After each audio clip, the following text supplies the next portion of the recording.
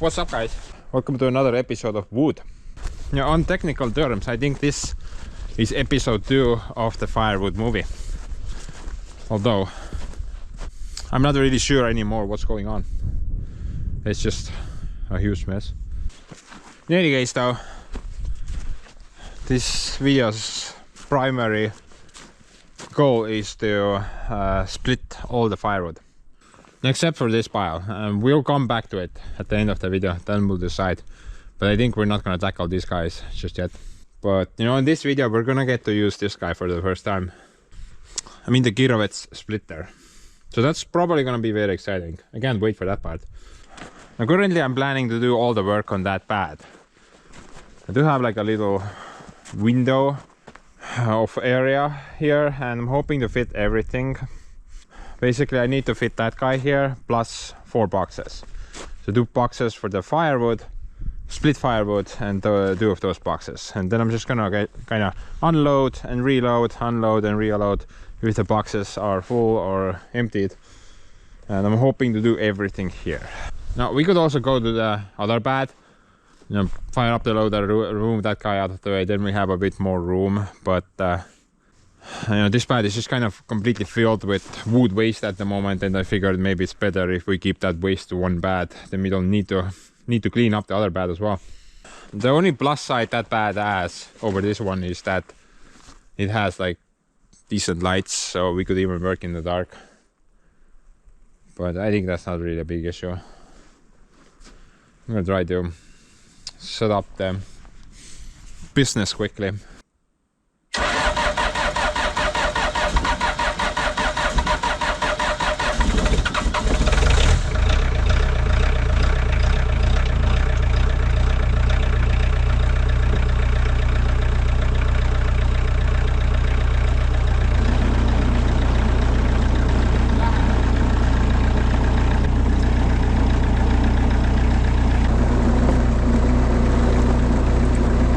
Look at that! Bobcat is trying to make love to the Ackerman. What the hell? Dude, stop that. She's not your type. What's that? Which side? I think I need to take it from this side actually. It's kind of annoying. Maybe I should.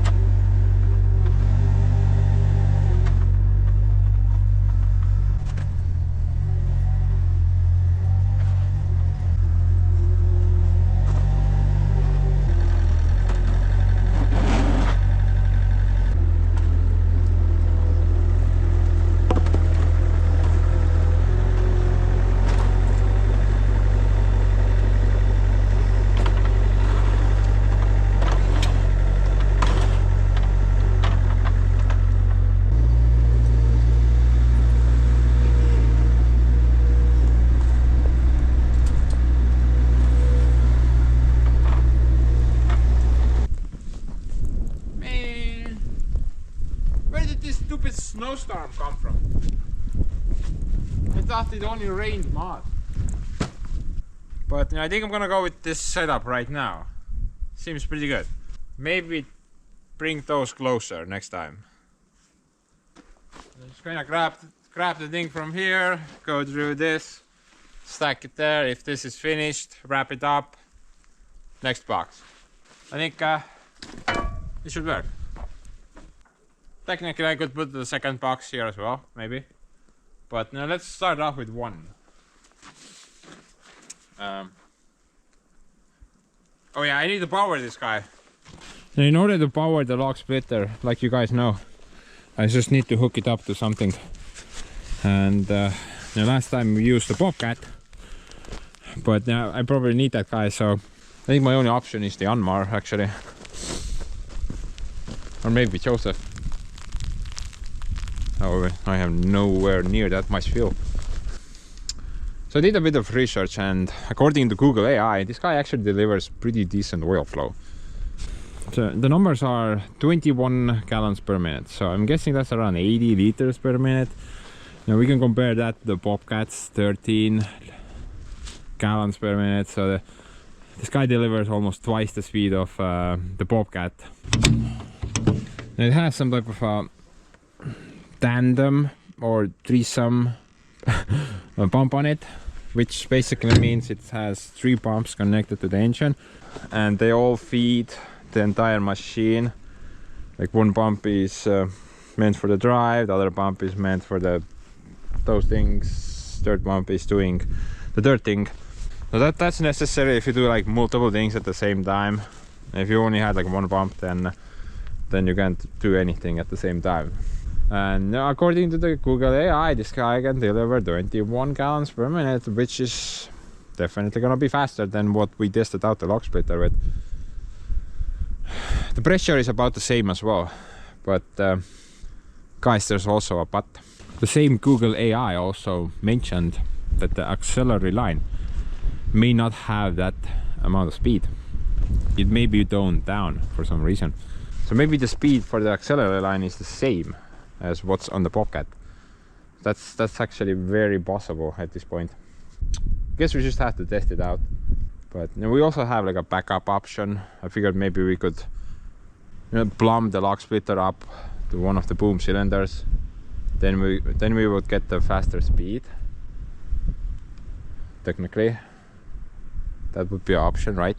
I mean, we could just, I don't know, zip tie one of the levers somewhere and let it do its thing.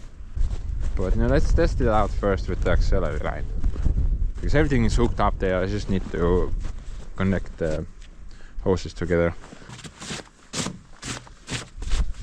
I can't wait until I have a roof above my head everywhere.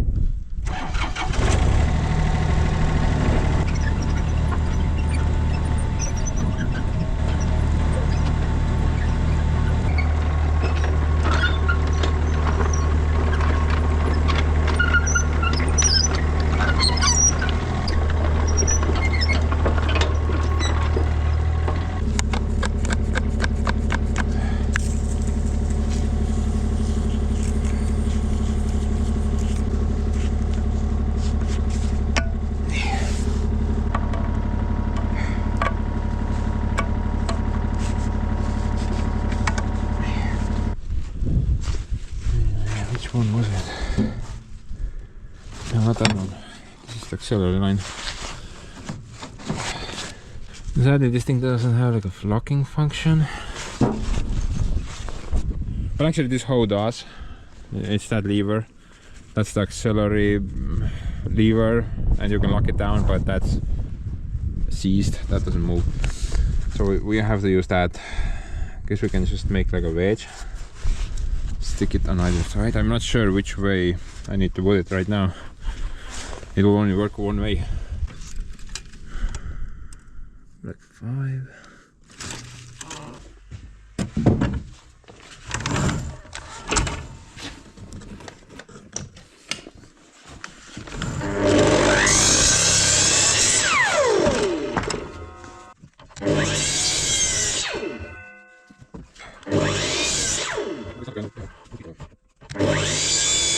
Maybe one of them will work.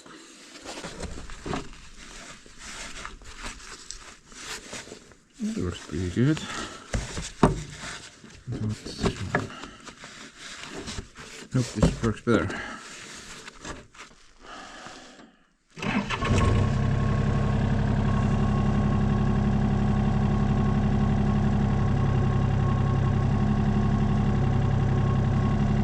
I think it needs to be that way.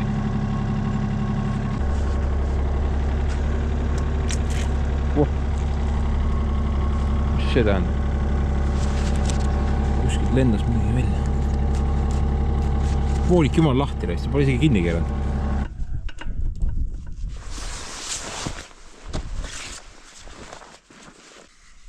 Hold your pants on, guys. That's actually part of design.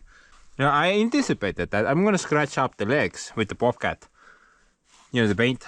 So this is just to prevent rust.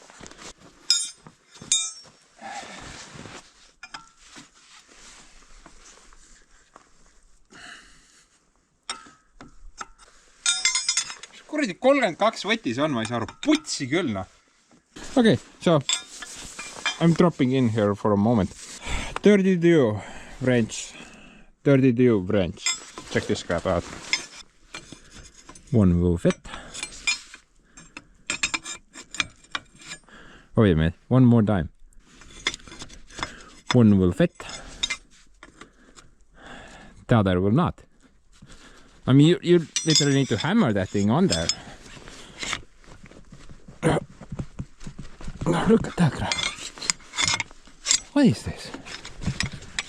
They were supposed to be the same. Why does one fit and the other does not? Look at that. What?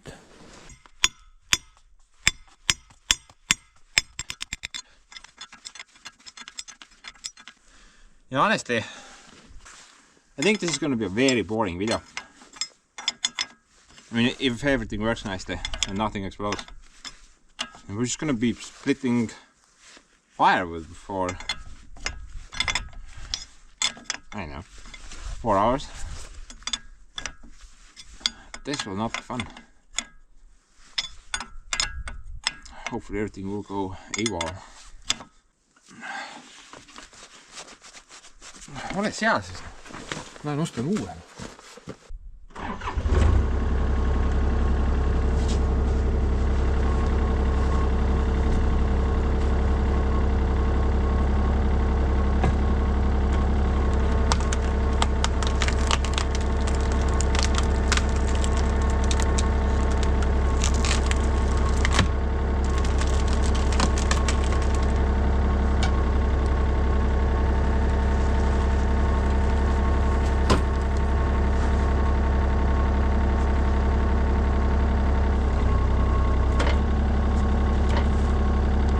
Peaks välja hüppama. Stupid valve doesn't work. It's supposed to pop out.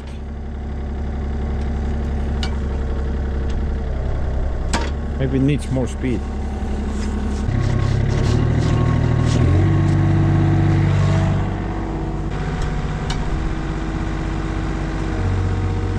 Nope.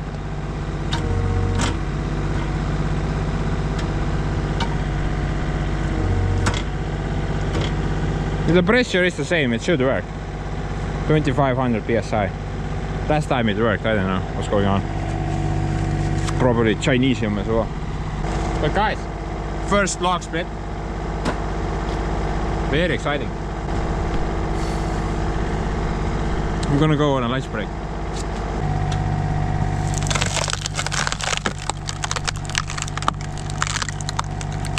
You go, girl.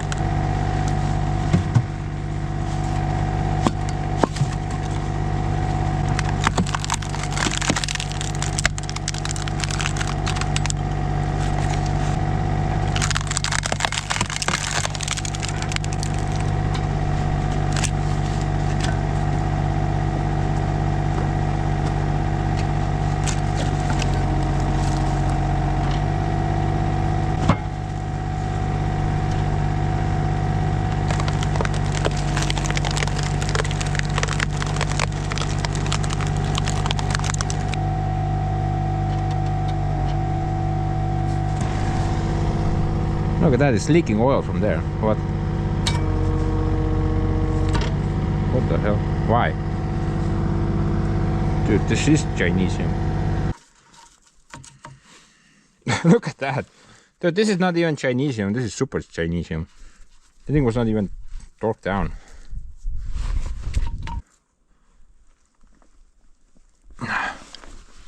Let's see.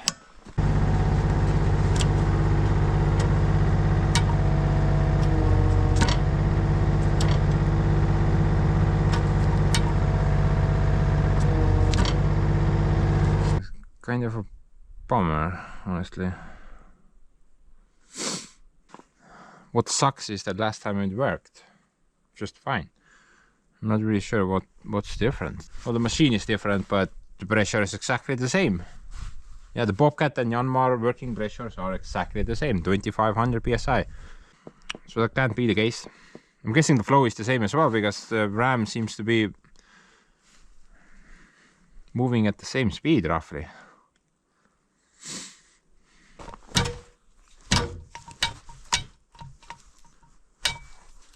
I wonder if you can like adjust something in order to make that work. Maybe Google AI has some information. Log splitter valve, maybe. Valve block is shit.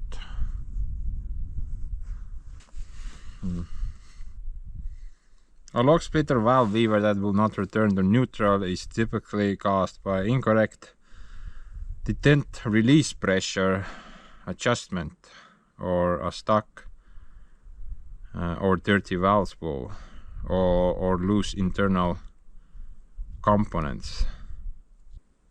Oh, fix. With the machine at normal operating temperature and shut off, locate the detent adjustment screw on the side of the valve block. It usually has a jam knot. Maybe that thing over there. Loosen the jam knot and turn the adjustment screw clockwise a quarter of a turn to decrease the pressure. Okay, which way is clockwise? Clockwise is that way, right? The way the clock moves. Turn that way, quarter of a turn.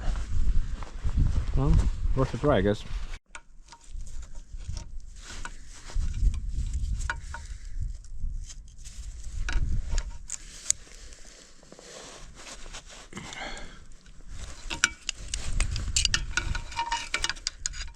I mean, the jam knot is even not tightened down. What is going on? Everything is so loosey.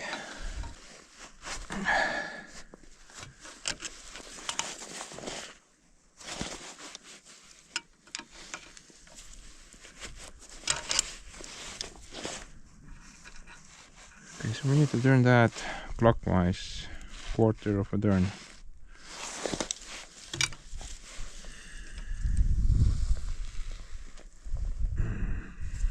Somewhere over there, maybe.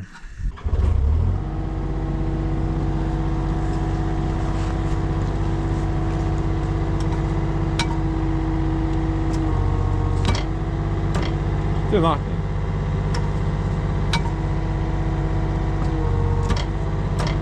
Kuradi pask see on, ma ei saa aru. Maybe it's one of the other issues, you know. Maybe something's screwed inside. Let's try a bit more.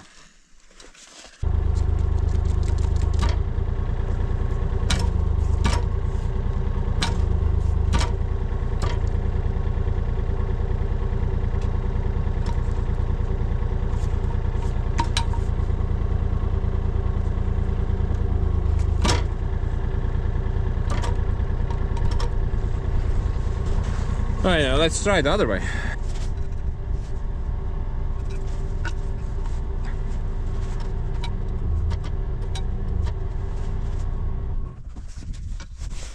I'm just kind of hoping that will fix the issue.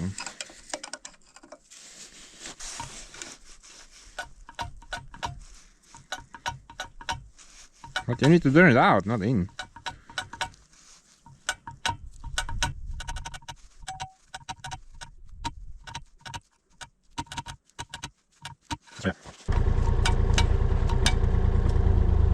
But still nothing.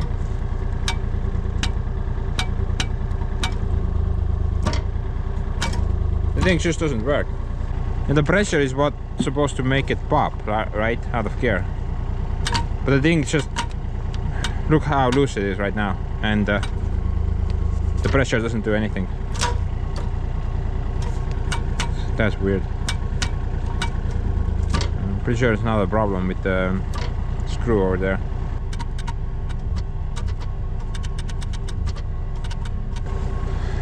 That kind of sucks, I guess. Maybe there is some debris inside.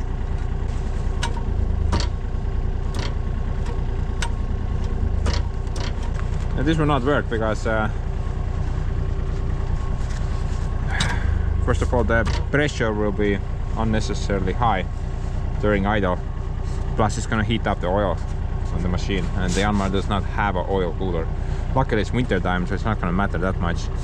But the biggest issue is the annoyance, because you have to like manually set it back or release once it returns. I'm not really sure. Maybe we should open it up, but I think we should split some firewood first.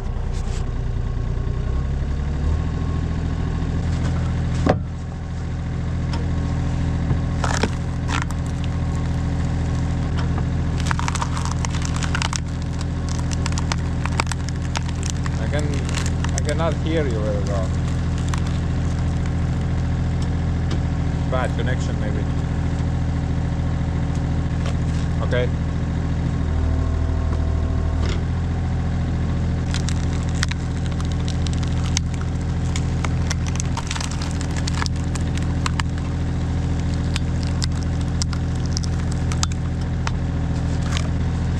Guys, I just got a call from Michael from USA. I'm not sure if you're watching this video, but you just called me and said a bunch of nice things. Good job. But we need to find like a proper lock for this splitter. The Kirovets splitter.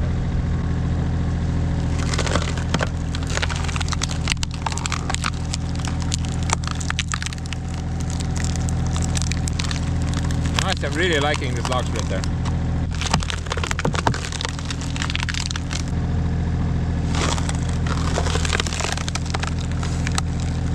Dude, the wedge actually moves slightly.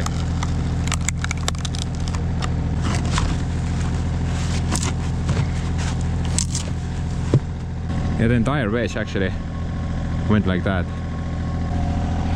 Maybe next time I should add more I-beams. Box is kind of full though. Let's wrap this up, then continue.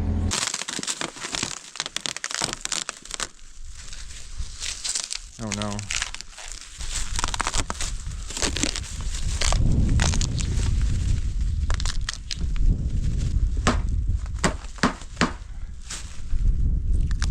Stupid eyes.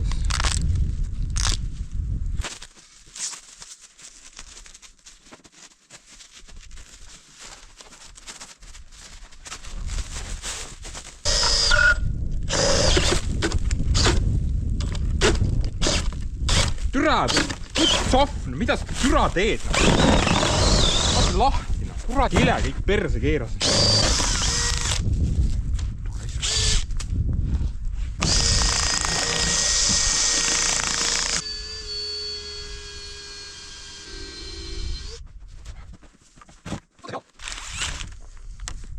Dude, I have no words. Kuule, Keenius, siin ei ole rauda. Ei mäleta eelmisest korrast.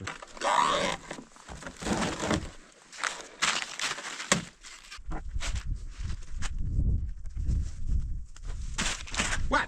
I'm meditating.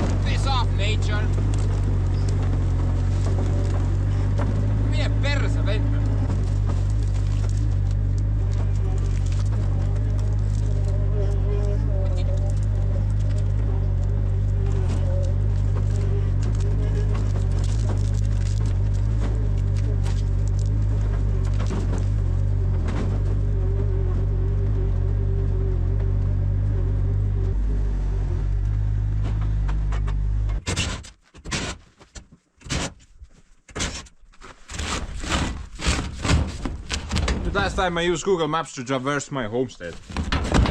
Clearly too many undocumented roadworks.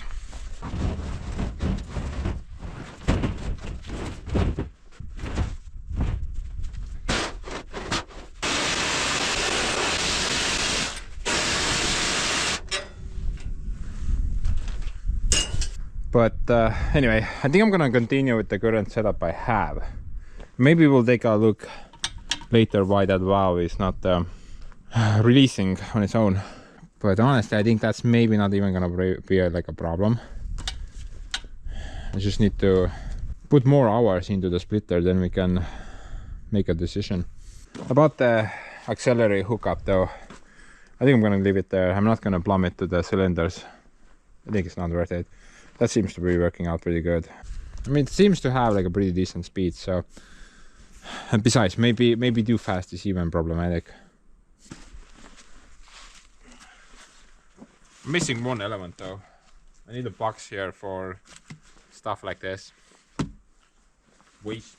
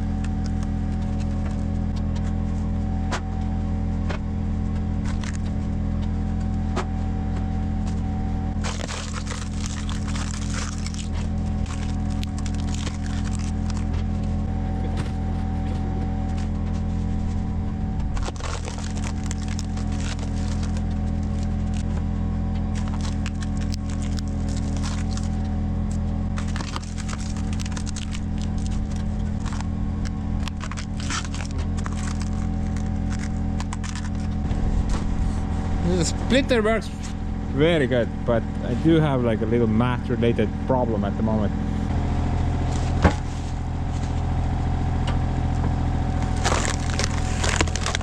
I think 50 centimeters is too big for the box. You can't stack 2 rows. Not sure why I did not account for that. I always want to stack like 2 rows in a row, but physically can't. Wow, what an oversight. I guess this is not 1 meter. Yeah, 93. Wow, what a moron. How did I not account for that? What? Then I have to stack it like this. There's no other option. I need to save as much space as possible. I guess this is not bad as well, but that's empty space, so that's waste.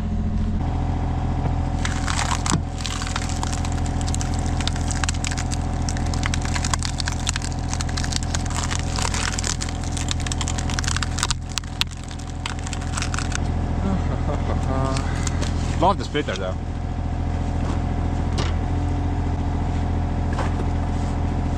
Apart from that stupid valve block. Oh yeah, the entire race is actually moving slightly. I'm not sure if you guys noticed that.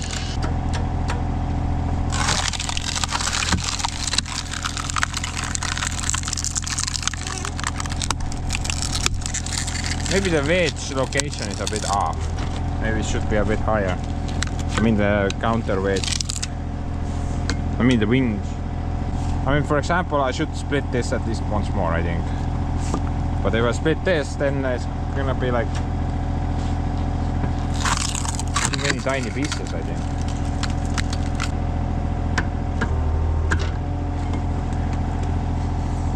I think this is oak.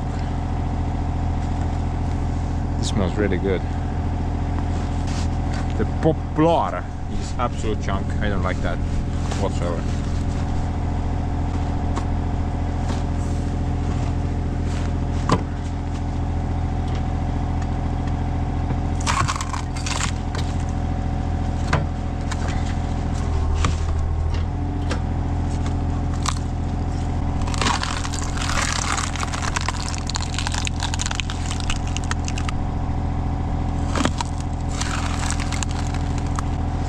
And I think I'm totally fine with this speed actually.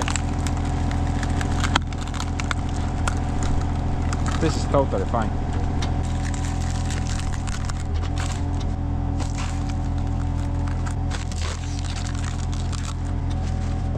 And for example, the log we just crushed, I would need to probably split that like maybe 3-4 times with small electric splitter. But this is just one time. I love that. This is another example. I like these sizes. Only once.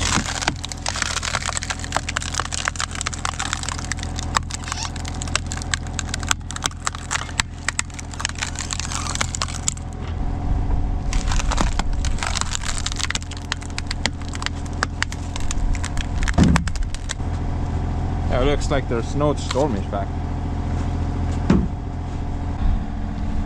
Look at that. Welcome to my office, bro. Best view ever.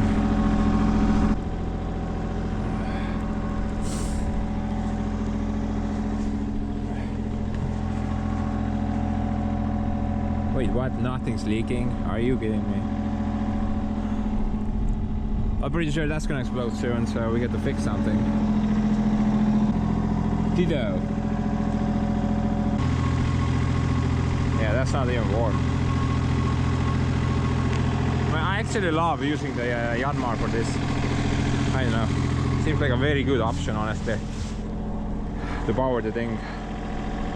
I mean, it's a diesel engine, right? So that's very efficient, and you know, diesels really like to work as long as you have oil pressure and proper cooling and fuel.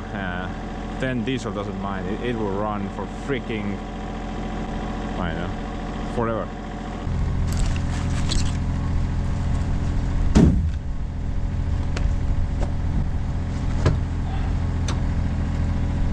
Plus they don't really use a lot of fuel, right? So I think in the future I'm gonna use Yanmar for this splitter, but I think I should still make that gasoline upgrade for it. So for starters, we're gonna get more pressure, so more force. And we can also consider it like a backup. So if something's wrong with the Yanmar, we can't use that. We can just fire up the gasoline engine and split with that. So besides, I already ordered the parts for it. Might as well.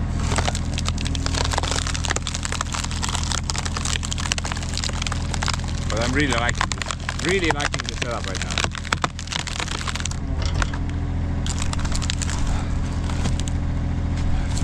Back that. Okay, that out sucks.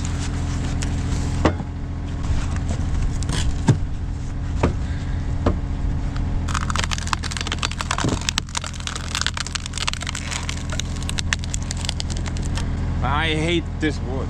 The firewood is so messy, you know, it looks like junk. I mean, look at this crap. Poplar sucks as firewood. Doesn't split perfectly, it's just a bunch of fibers. What are you doing?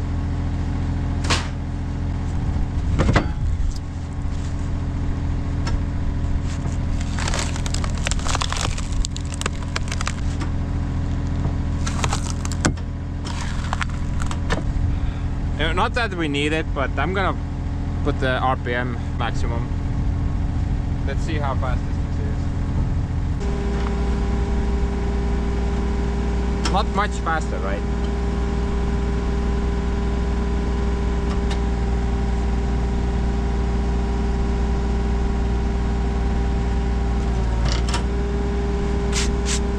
Not much difference. I'm assuming this is 13 gallons per minute, same as Bobcat. With the Weber upgrade though, we will get 16, so that's slightly faster.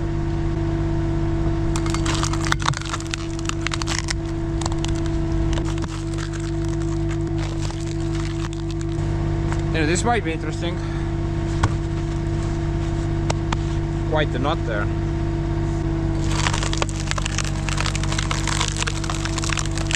Yeah.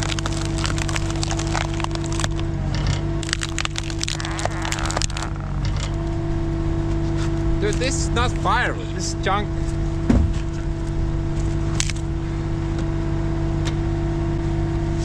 This is my favorite firewood. All there. Look at that. Split so well, no BS. All nice pieces. Much better.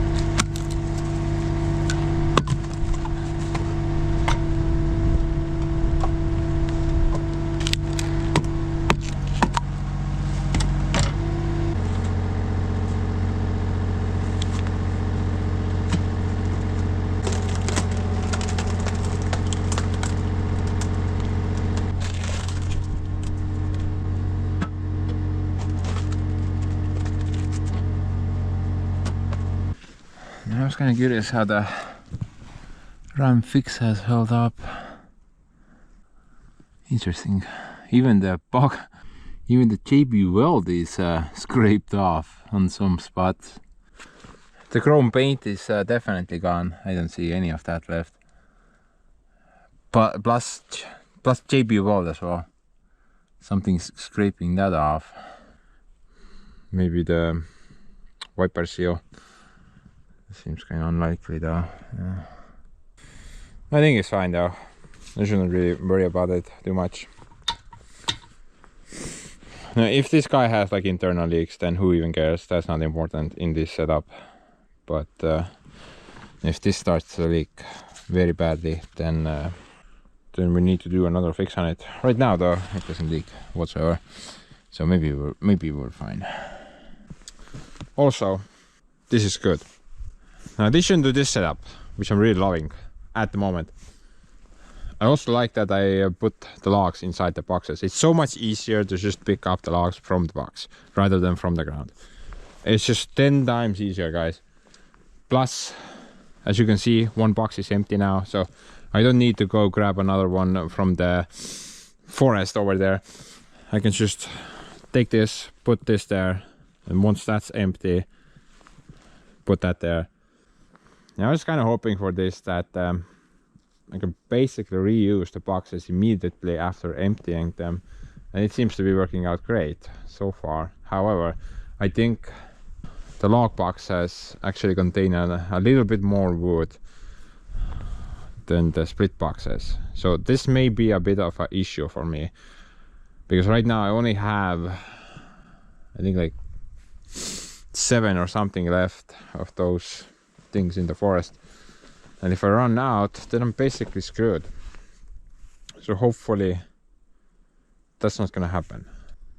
And I did place a new order for 25 more boxes, but I might not get them for at least a couple of months, so that's not gonna help. I guess we just gotta pray.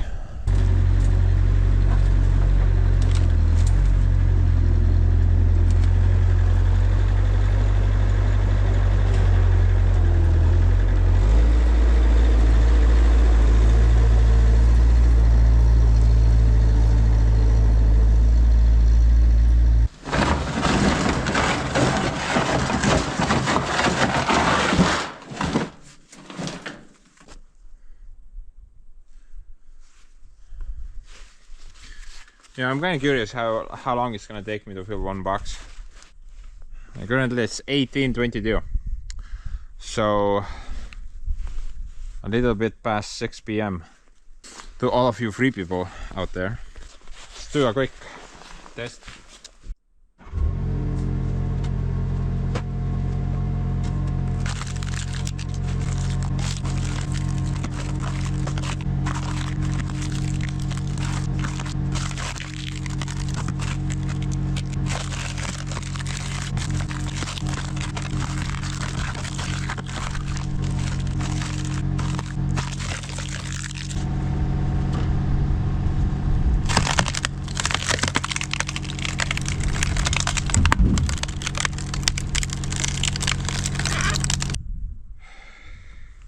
what was it, like 20 there?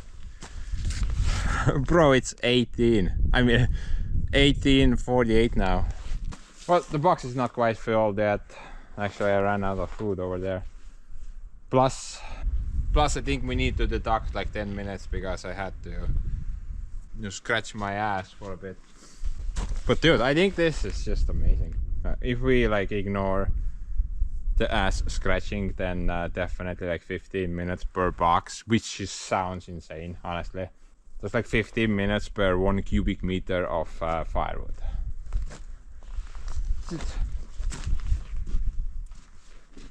Dude, I think this is the coolest thing I've ever made, honestly. Even better than the grappler bucket for the bobcat, I think. It's just so chill to work with. I don't know. I'm enjoying work for the first time in a while. I'm not mad about anything. I'm actually enjoying it. I'm happy. What the hell? This is something else.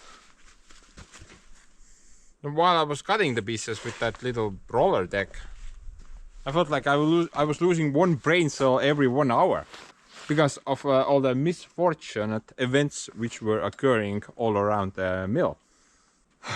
But here, dude, here it feels like I'm regaining the brain cells now. I'm getting back what I lost. It's very enjoyable. However, I have to keep this one very important thing in mind. Like, I noticed I did many times incorrectly. Like, when I pull the lever down and the log will travel there, I have to either keep my hand here or on my side, because you know, if I keep it like there, I think I'm not even gonna notice until the finger comes off, you know. That's why the electric splitter has like a safety feature. You need like 2 hands to operate that thing, but this is just one-handed. So I have to keep that in mind. If I don't want to lose any freaking fingers, then it's very important to keep the hand away from the sharp metal part. Oh, by the way, one more amazing thing that I discovered. You can actually split 2 medium-sized logs with this splitter, because the push plate and the wedge is just so huge. I mean, let's put the bigger guy downstairs and this guy upstairs, but I have to hold the second piece. Maybe this is a bit too big a sample, but I think it's gonna work. Okay. That's gonna save a lot of time, right?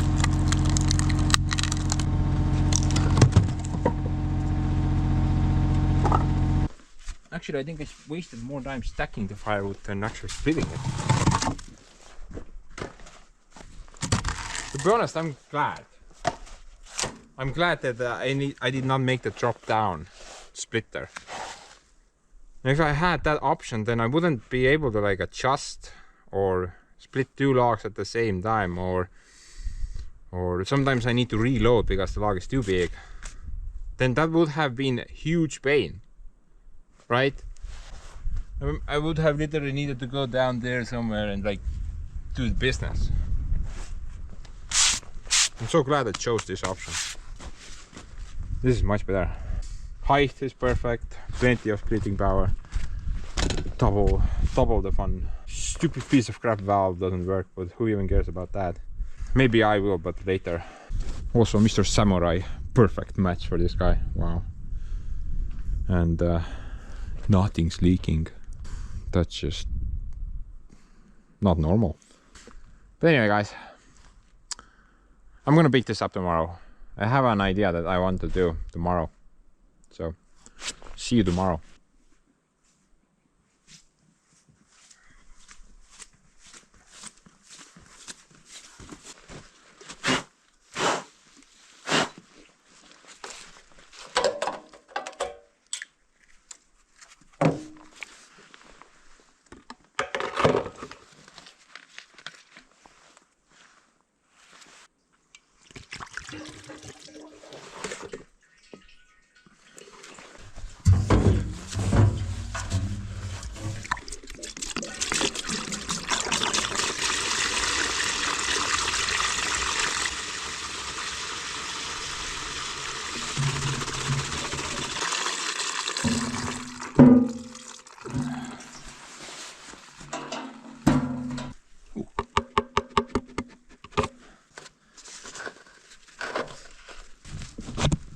Okay guys, so looks like I need to fire up the snowplower soon.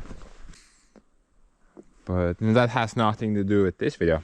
So I want to do like a 12-hour shift with breaks, of course. So about 11 hours of work. I just want to see how many boxes I can delete in that shift time. But sadly, for some weird reason, half of the day is already over.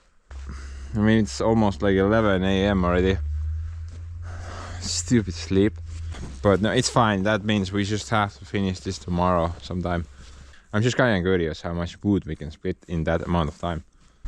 Now, we're just gonna do like a quick time lapse about this part. If nothing goes wrong, then it should be pretty fast. So, let's get to work.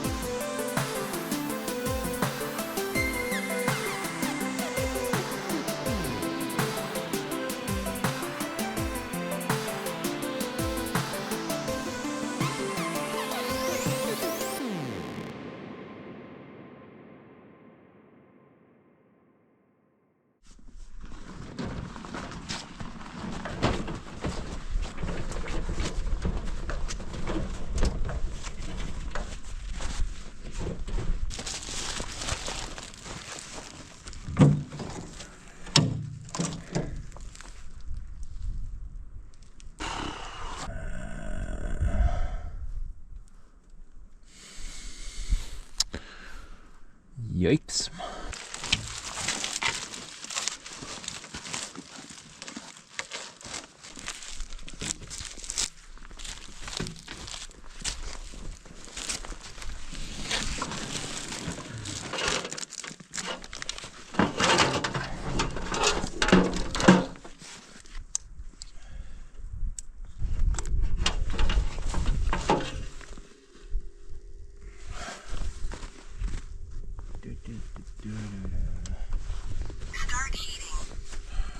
Yeah, you do that.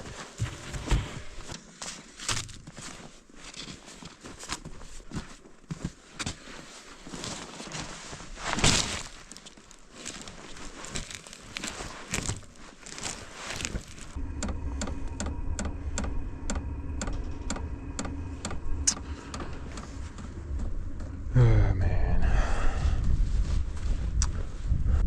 And hopefully that will help to get it going. It was minus 17 degrees overnight. Bro, this thing is a popsicle at the moment. But oh, by the way, it hasn't really been like 12 hours so far, I guess. Actually, it's been more like 8 hours so far. Guess I just can't pull like a 12-hour shift anymore. Maybe I'm lame. But you know, I think it doesn't really matter. We can still draw conclusions. I mean, so far it's been about 8 hours, I guess.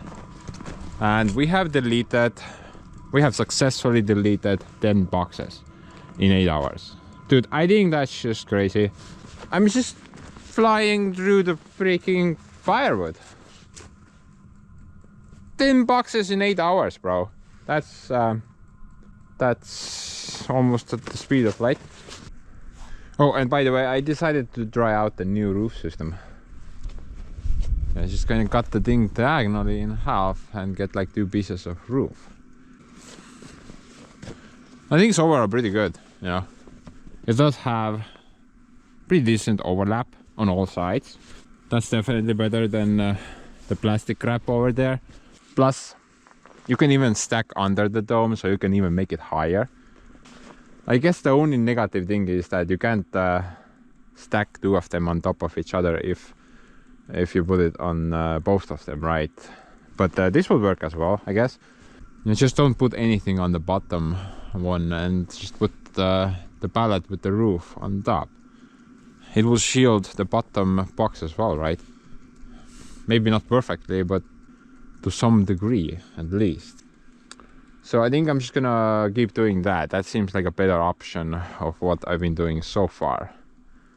Actually, if I recall correctly, then most of you recommended that option many years ago, but I guess I forgot. But yeah, about the splitting part itself, yeah. Honestly, it's kind of very enjoyable. Yeah. I really enjoy this part actually. It kind of goes very fast, you know. I have boxes here, take material from there, go through that into the box, and just cycle just repeats itself until you're out of lumber. Plus, you don't really need a lot of room for it as well. Like, this is the entire space that you need. This is 5 by 5 meters, and you're good to go.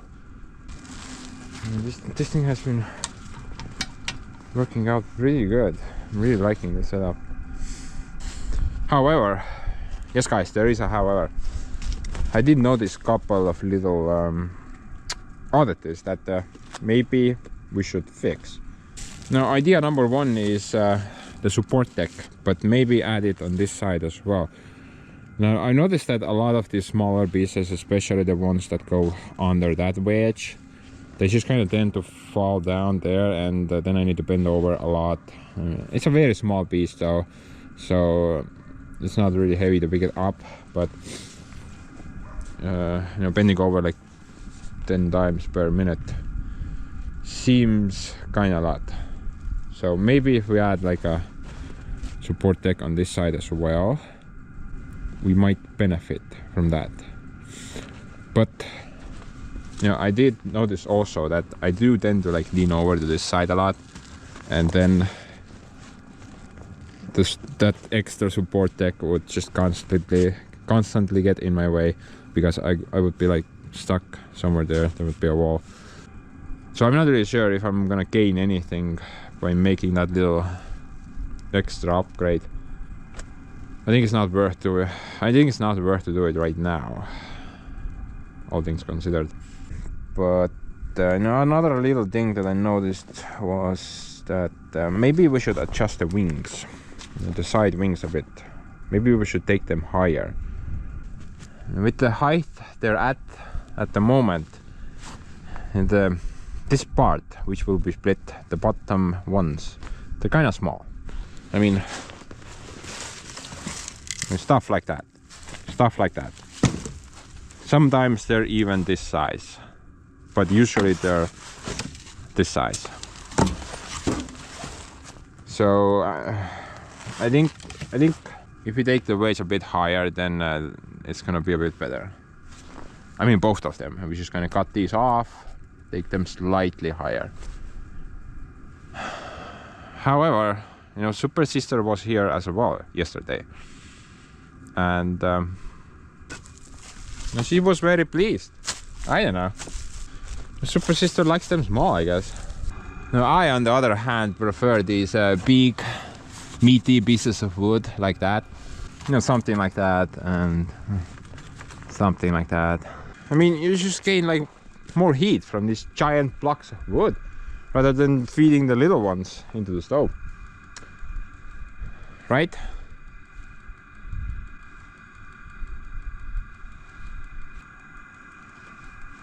To what did I just say? I don't know. I'm gonna go stand somewhere over there now.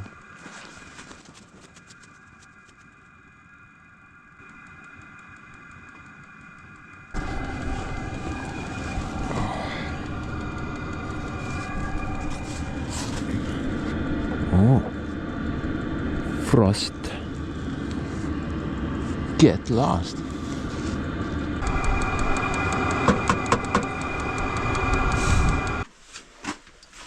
Look at that, guys. Everything's just frozen. Looks like we got hit with some serious Arctic weather overnight. It should get milder by tomorrow, but you know, right now everything is just frozen.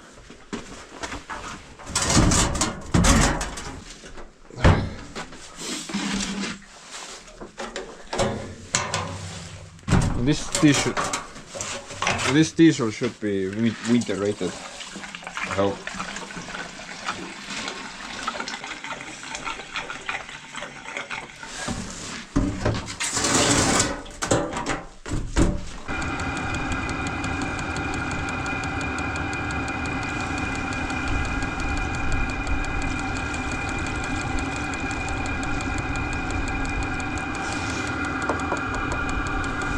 And hopefully this thing will help me to get Janmar going, because Janmar doesn't really like the cold.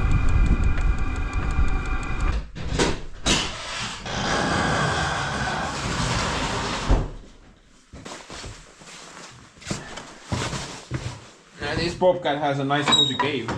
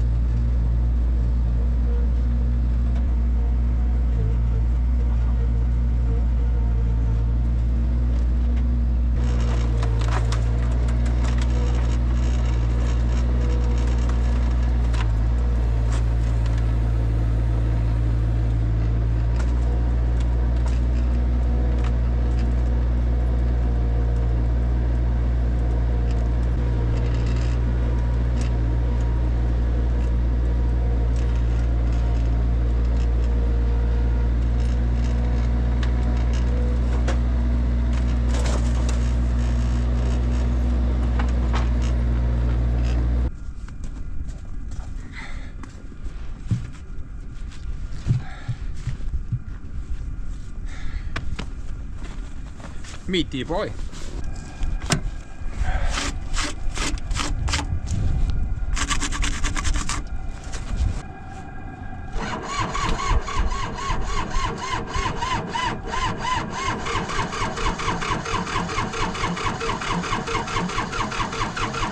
Oh.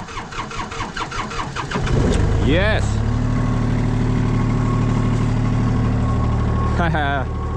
Go viewer. Good job. I wanted to stop because I accidentally like pushed this lever down and that engaged some hydraulic function and that then it couldn't turn over anymore. But that's the reason for the slowdown, I guess. But yeah, without that guy, definitely I wouldn't been able to fire this guy up at the moment. It's very cold right now.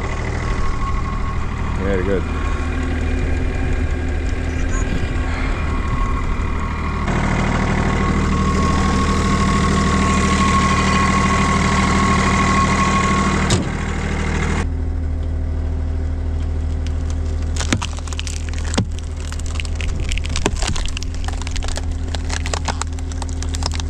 What? I thought you were meaty. What happened? That's more meaty, I guess.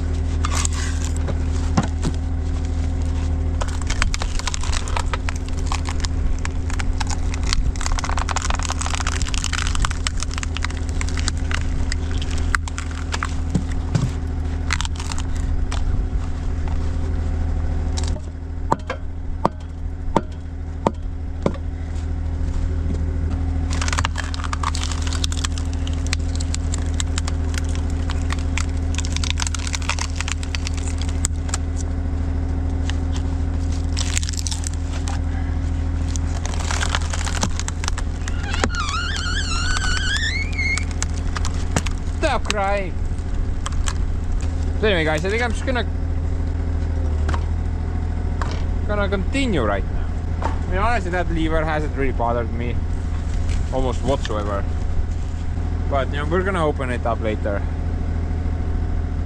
The valve. Apparently there's some type of a spring there, which if is broken then it's not functioning.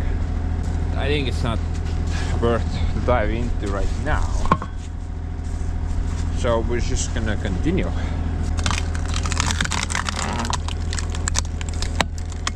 With most likely some cocaine molding.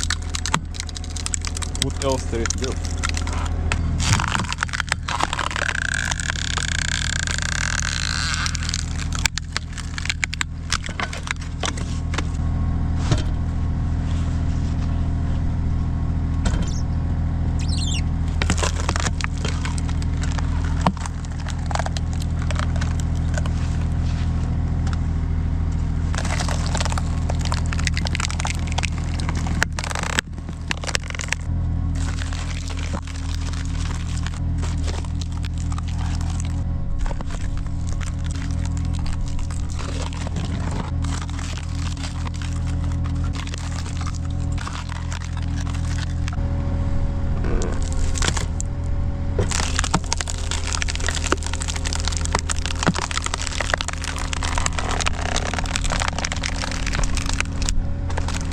Kurovets splitter in the house.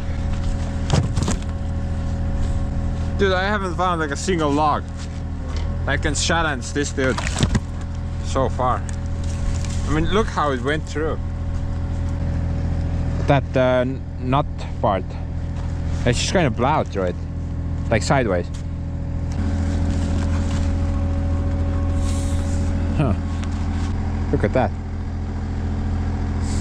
This is like stamping your company logo on a product, right? I'm leaving my mark. And spans the mark.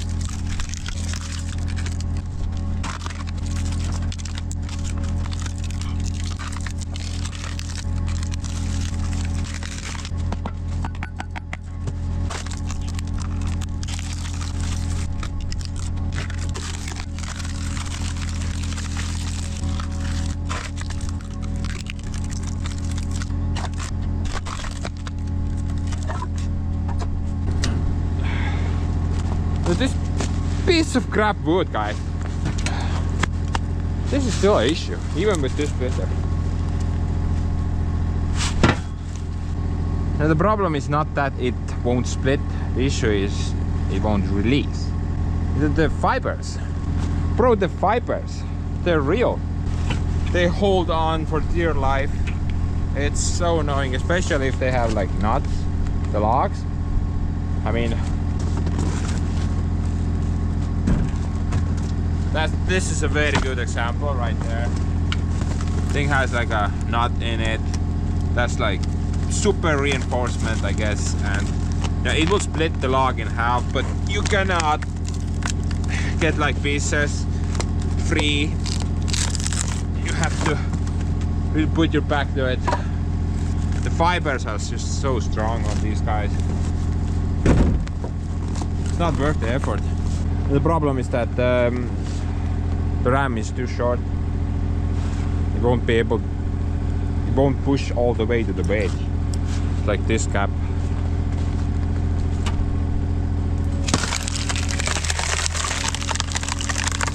Look at those straight fibers though. That's it.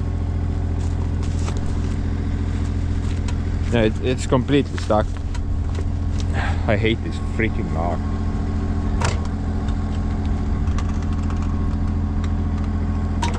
Wish I had some type of thing to put there.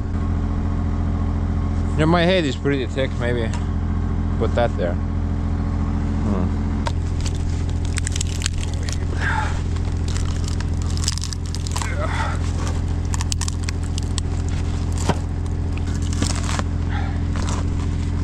I don't even know what type of split this is, honestly. All I know is that it's the worst. I think NASA should build spaceship out of this stuff.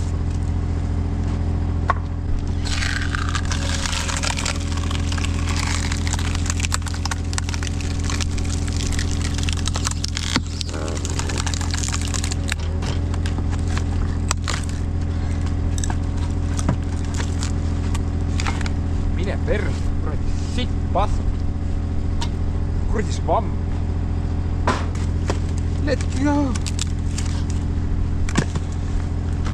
Pure vomit, this log. I mean tree. No, log as well.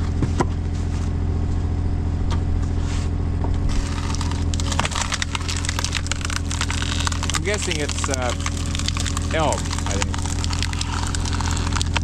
It doesn't have a lot of options, but I think it's elm.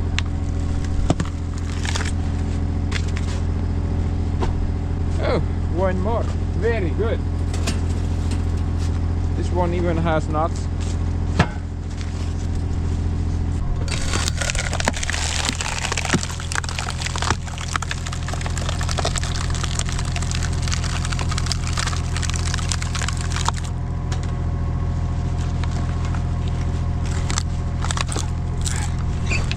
What?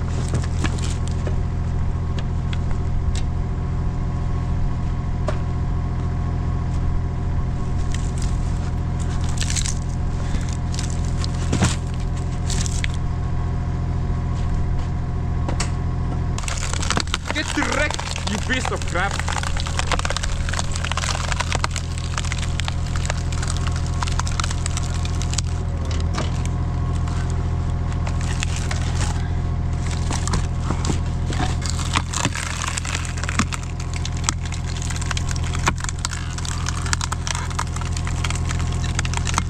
What? You say something? I couldn't hear you over all the cracking.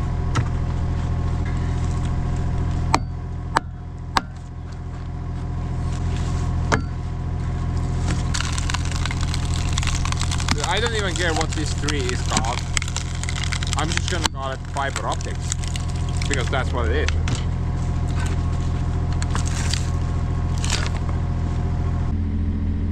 I mean, who even wants to buy crap like this? Look at that. I think it's gonna burn well though, because all the fibers is probably gonna catch on fire very easily. However, it's just like, looks like garbage. Maybe we should make some type of thing to bridge the gap, you know, just when I need it. Might come in handy.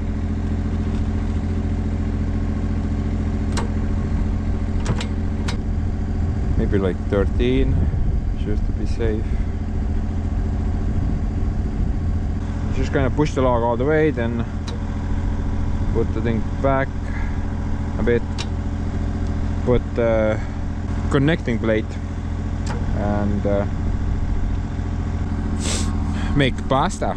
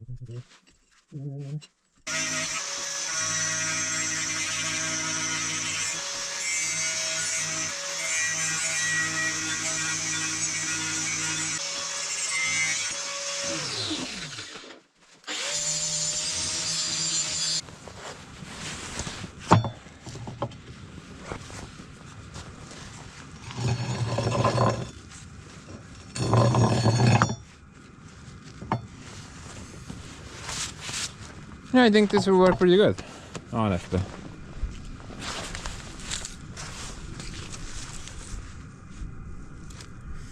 $40 or $39. Okay. Basically, I can use this part when I'm splitting smaller pieces. Like, I essentially do like two sizes. One is, I guess, 50, and the other is like 35. But I guess that we can do like 39 instead. 35 would work as well. I need smaller pieces for a couple of smaller fireplaces. Actually, just one. So I'm thinking maybe I can use that as well for this part. It would be great if this guy moved with the main ram, though. Maybe make like a mounting option so you could like temporarily. I mean, it would stay there. It would go back with the ram, so I wouldn't need to adjust it every time. Ta võiks nagu olla siin kuidagi, on ju, võib-olla siis üleval tuleb raud. Siis peaks olema raud inimene, et tuleb lahti minna selle liikvega. Let's go make more upgrades.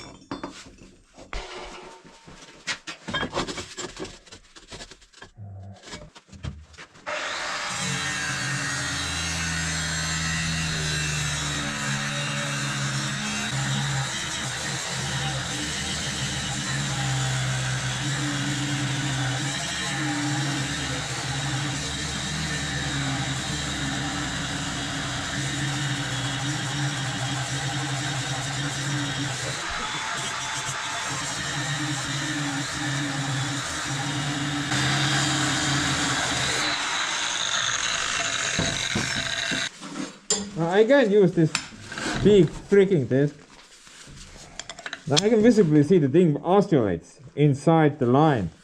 And then it's just riding against the walls. It's not actually cutting, it's just grinding against the walls. And the smaller one shouldn't vibrate like that. Or it should be a lot better.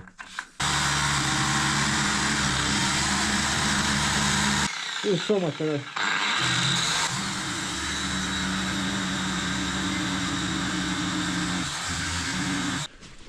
Yeah, the issue with the larger disc is pretty simple actually. It just vibrates or oscillates side to side. And then it's just hitting against the groove walls, I guess. It's not actually cutting the wall deeper, it's just riding against the two walls. And that's making the grinder bog down, plus you get minimal sparks. Maybe if I get like thicker discs, then that's not an issue, but then again, you need to grind more then, because you need to remove more material. I don't know. I should get myself like a decent plasma cutter that can actually do like 30 mil or something like that. That would be pretty cool. Too bad those things cost more than my liver, usually.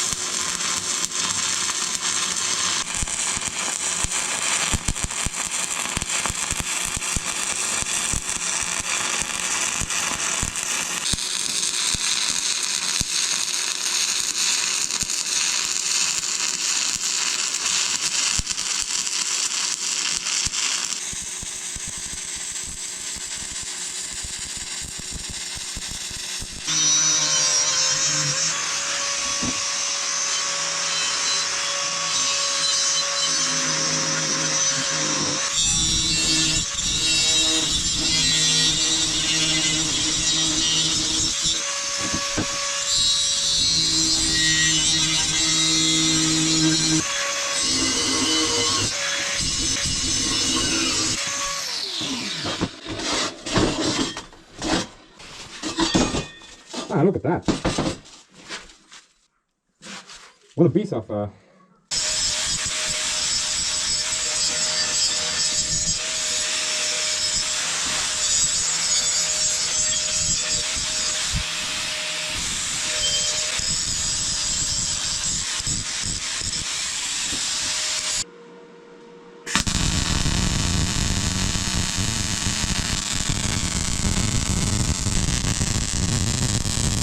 what a piece of fine art. Look at that.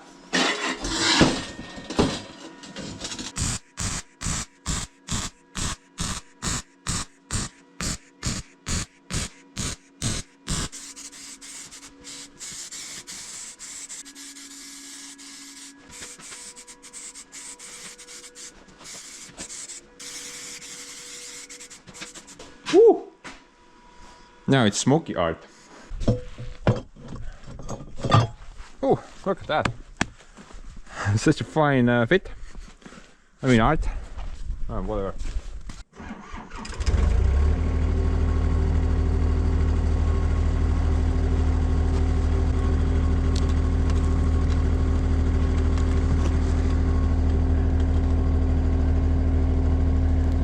Hopefully no contact. Oh, look at that, perfect. And now as it travels back, it's gonna pull the plate as well, so now we can do smaller logs, right? If I put like a smaller log here without that piece, then I have to wait for that distance for the cylinder to travel, and it's not gonna do any work. It's just gonna, you know, travel that distance and not do anything. Plus, if I have like a really stubborn, stupid ass fiber optic log, then we can teach it. I know, teach the guy some manners. I want to see if I have something smaller here.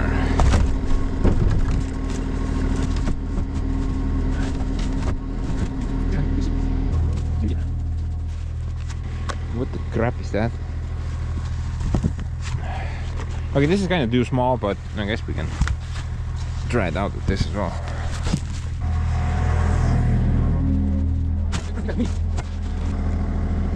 Oh man, something's gonna explode. What happened now?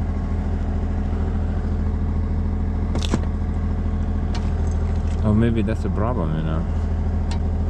If it can travel up. Huh.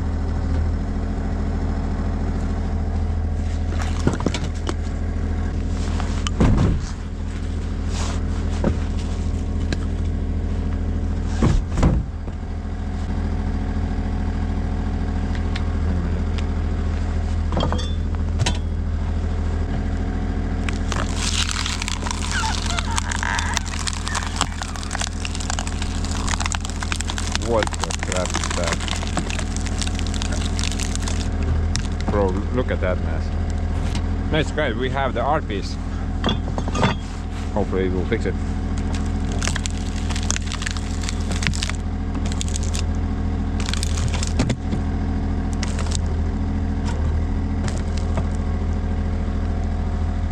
Yo, what?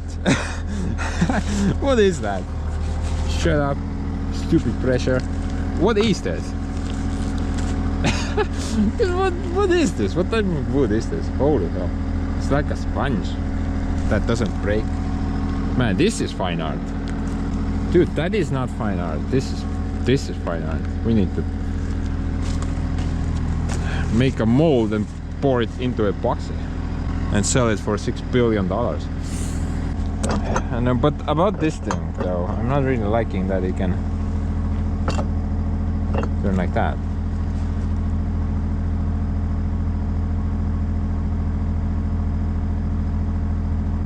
Maybe the top part is causing it, you know. Maybe I need to cut that part off.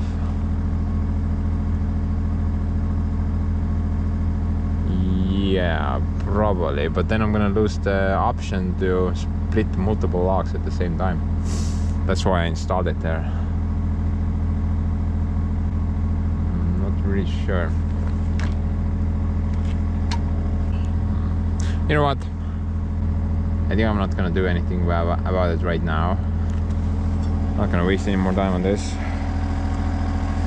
I think this is a great little upgrade, but it obviously requires something to make it not tilt upwards.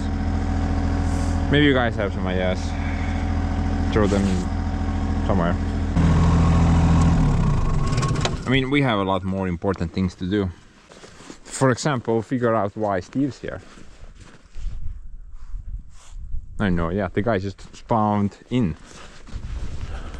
Let's go explore. Good morning, Steve. Morning. Guess what we're doing? Trying to revive this old gasoline blowtorch, but this thing, well, might work. That thing here was plugged full of rust until here, so basically old varnish and rust. Moral of the story: if you have something like this, or you know, any analog, don't leave it with old varnish sitting for decades. That's guaranteed death for these things. They're really simple on work principle, but there's something going on. There's like fuel reaches this top, it goes here, and it should make a loop and spray out from here, from this side. Well, I took the small jet out. The jet isn't blocked really, but I think like this, either it doesn't create enough vacuum or something else is broken. So if they don't work, well, I guess it's scrap time for these two, because if they refuse to work, then I don't know. You know, open up this one, maybe. Like I have fuel in this. Yeah, thank you. I need a bit of light. Maybe there's fuel coming. From where? From somewhere over there. Oh yeah, so I actually opened up this jet here. Well, actually, that means that the fuel is reaching actually the top. But now the question is, will it reach the jet itself? I'm doing my best pumping the fuel up, and again nothing. So let's drop this place. It should start popping up from there, but How much pressure does it generate? no With idea. the pumping. No idea. Not in, probably 1 atmosphere. I don't know how many PCI that. Not enough. I mean, it's not a high pressure system. So hooking up a hydraulic line to it is a bad idea. I would say it will just probably pop from the bottom. Let's see what the heck is going on, man. Dude, like, okay, at least we have fuel in this port. So the fuel, there's a wick down here. The fuel comes here, reaches this port, there's the jet. It should spray out from here, then it makes a loop and comes back, and then it like vaporizes like a carburetor outwards. But fuel reaches this top, definitely. Now the question is why it doesn't loop, why I'm getting a few drops from here, even if the jet's removed. Before there were a few drops here and there, and I think we're getting somewhere already. You can actually see this. Usually, I mean, if you can get the fuel in this compartment, you light up this. It will heat up the cone nose or whatever you call it. And then when it's hot enough, you know, you can actually start, you know, giving it more fuel. So it will just, the flame will get bigger. Basically, this lamp is used in the old days to heat up car engines, Joseph engines, Gearworks engines. You would put this blowtorch and it would just be... Only problem with this is... Cooking oil, basically, yeah. Yeah, you're cooking oil and you're cooking transmission oil as well, because this guy can heat up pretty fast, and it works also in the Arctic because it's gasoline. And I believe the design is pretty much the same as on the World War II Lend-Lease trucks had the same thing. But of course the Soviet ones work, but this guy here has some issues. Maybe something's blocked. That could be the case. I mean, the jet isn't blocked. This one is open. I'm going to put the jet back and see if something else happens. But this jet is... You look how small this guy is. Like, you have to have really, like... really small fingers to get this one in. Well, I guess I'm out. There's, like, probably a tool for this... You're getting the jet, you know, tightened down, but usually they're all missing. So we have to use Knipex To open everything. Yeah, but it works. I mean, not as paid promotion anyway, but these guys do the job really well. I think it's fine now. Let's see if there's anything coming out. Absolutely zero. I mean, the real fuel reaches that bottom, but it doesn't reach the lower bottom. What the heck, man? What have you tried so far to fix it? Everything. Carb cleaner, welding wire, pretty much everything. Let's open up the jet. Let's see if... Oh? It's coming from the wrong end. I mean... I'm gonna open it up fully. So let's see.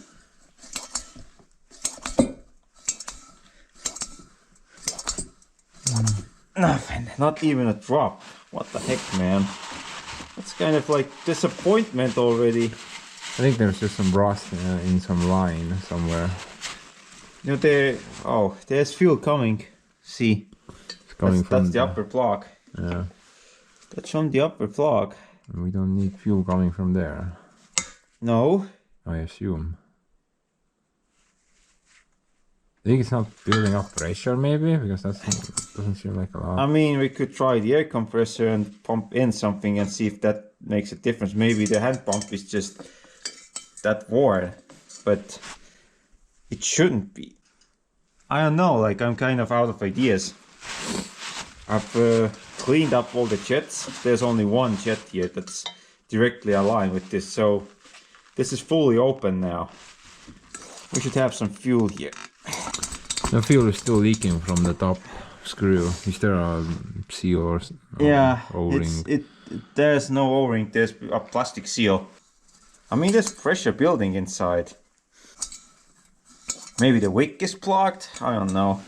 See, there, small droplet. So that's telling me there's still something is plugged. So I guess it's welding wire time again. I'm going to take the upper port open and see if we can actually get anywhere. There's pressure in there. Yep. Yeah, there's a lot of pressure there. So the hand pump has to work. Let's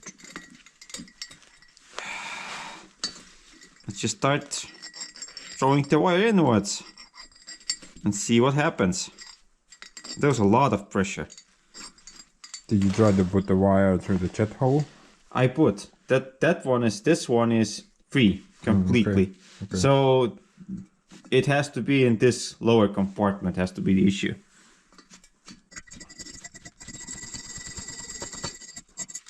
Well, it's coming out, but it's coming out from the upper port. This might be like you waste your entire day trying to fix it, and then you go and buy the Weber heater, and that you be done with the damn thing. Yeah. But I'm kind of afraid to use it because this welding wire will break. Yep. This is why welding wire is sometimes dangerous. It can just break and then it's stuck inside and you can never get it out. Oh my goodness. Oh my goodness. Yeah, really I'm thinking about the Weber heater is better. If this thing's once quit, it's usually forever.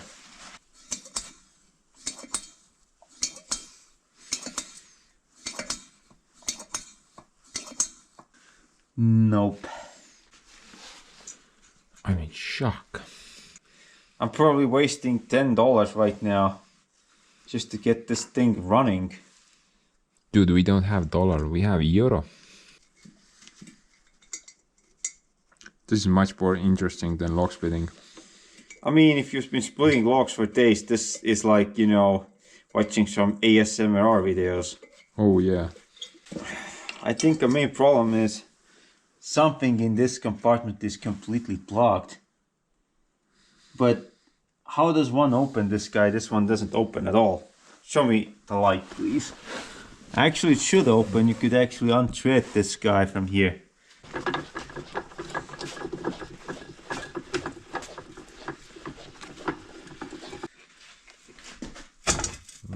Seems pretty light. Nope. Not even a budge. Oh. I guess not. I guess I needed to yank it harder. Okay, let's see what's behind door number 1. The best door. The best door number 1 has... So many things in the way, man. Yeah, we have to pretty much take everything out, but you know what, it's easy peasy. For the fans out there, your 1961 Plymouth has, or Chrysler has the same kind of cup styles, leather cup seal in your carburetor, so your worthless information of the day. Okay, let's see how bad this thing is. Either we succeed or we just... Succeed. Ooh. Ooh. Let's see what's in here. There's not jet or something. But now I can actually... Put some air in there, I think. I think we should put just air in it. Okay. Well, I was afraid of that. Let's be not that dumb. Nothing.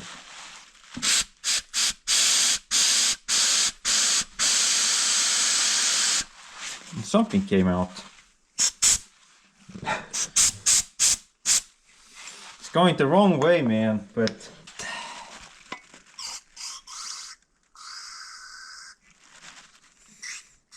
something came out at least.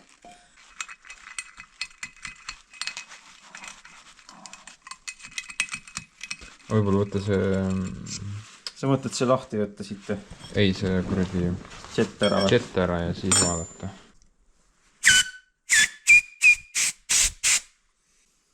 Läbi küll. Auk on läbi kadas. Aga lase õhku siis sinna auku sisse otse. Seda jeti auku, siit poolt nagu. Sa mõtled siit poolt lasta, jah? Oh. Nüüd läks. Võib-olla lõi midagi eest ära.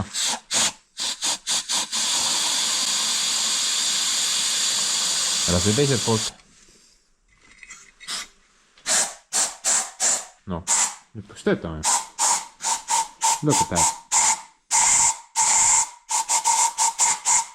That's like your 426 cubic inches Hemi engine with 2-barrel carburetor. I think you can actually assemble everything now and Yeah. then I think we'll burn the house down. Yeah, we can burn something down. Moment of truth. Moment of truth. Did we succeed or there's something else going on with this guy?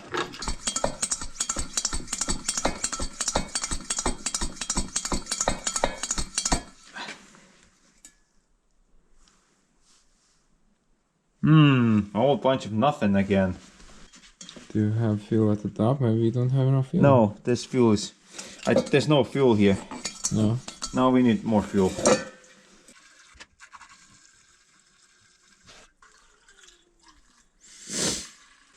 That's enough. Spend half the winter trying to fix the heater, and then the winter ends. That actually could be the case, you know. That's like Murphy's Law. You do something and then you find out that was just a waste of time. Okay, it should have now plenty of fuel.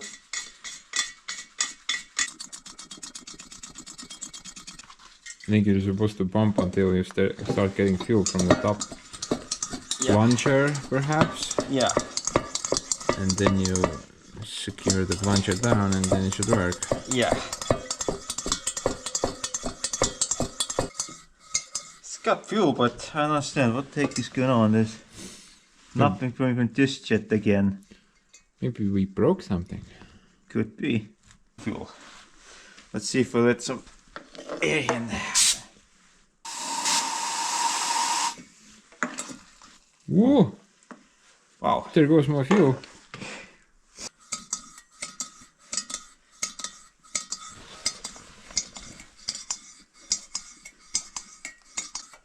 Oh, there we go. Oh! Close the valve a bit. Losing too much fuel. Finally! It's fixed now. The jet was so blocked I had to drill the jet, and look that. Ooh. Yeah. Okay, let's fire up this thing outside, not inside. Let's go blow up. Let's blow up something.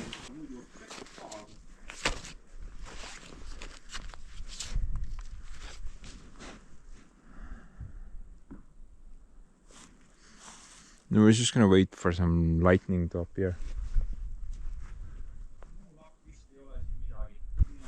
Might take a while.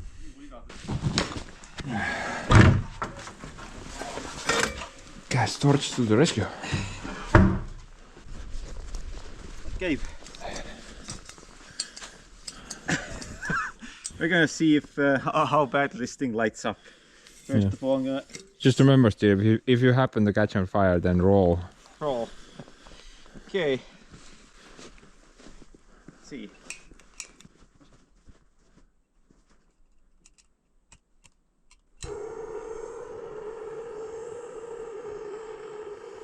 Shit's on fire, yo.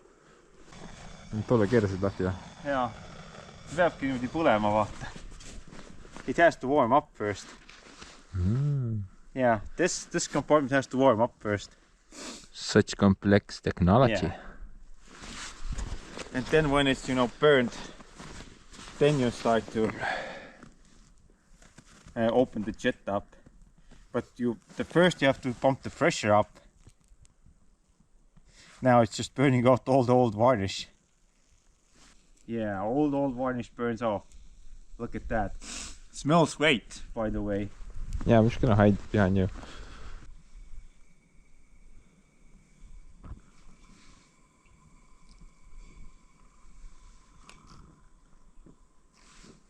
Yeah, now it's gonna burn. Just look at burn, baby, burn, I guess. Yeah. Ooh.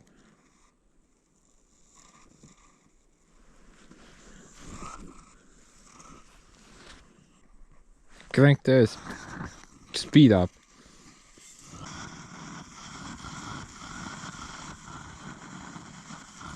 Yeah, that shit needs to be worked on. Maybe the jet hole is too big.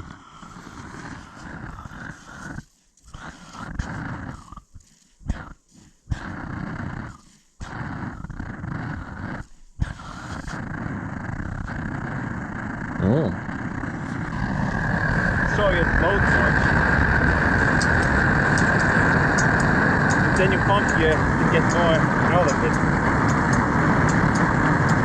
Look at that. That guy's gonna burn now. Look at that. Ooh. What happened now?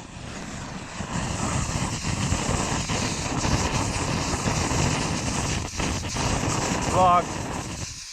Still. Oh no. Didn't last very long.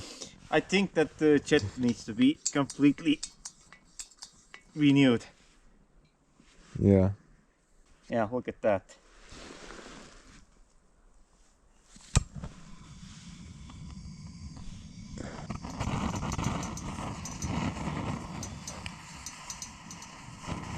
It's kind of blowing into the wrong direction, I think. Yeah. Sideways. I think the jet is bad. Jet melted away. Yeah. Yeah, it's kind of blowing sideways. I think we need a new jet for this thing, but it works. But I think the jet is Fubar. Fubar. Fubar, or we need... I know you can get new jets for this thing. Yeah, look at that. Yeah, it's going sideways. Yeah, yeah. Mm-hmm. I think I need a new jet, but our principle is it works. You know, that's the main thing. Now we just need a new jet, and it will be fine. Everything's fine. Yeah, that was not a waste of 1 hour at least. But this guy, I don't know if this one burns. Well, this is gonna explode probably. Yeah. Should we burn it? Sure, why not? Might as well. I don't think it's gonna explode. It's just gonna burn. No, it didn't blow up. Yeah. Man, I was hoping for an eyebrows to eat, but Look at that. Carbon tax going up. Carbon, yeah, don't show this to Greta, I guess. Tunned, kuidas vana bensu hais on üleval? Oh well, I think it's time to get back to work now. Yeah, get back to real work, not do stupidities. Oh, that's what I've always been doing. But anyway, guys, I did some. I did a little software update to the art. And it shouldn't dive upward.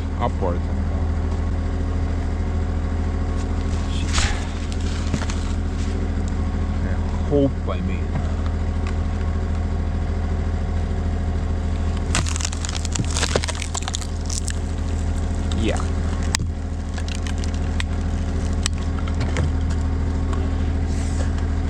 issue was pretty obvious. I just couldn't get it. Basically, I made the wedge too long, too high, I mean. Plus, I did not have anything there, so that was very important actually. Now it works. And if I need it, we have it there.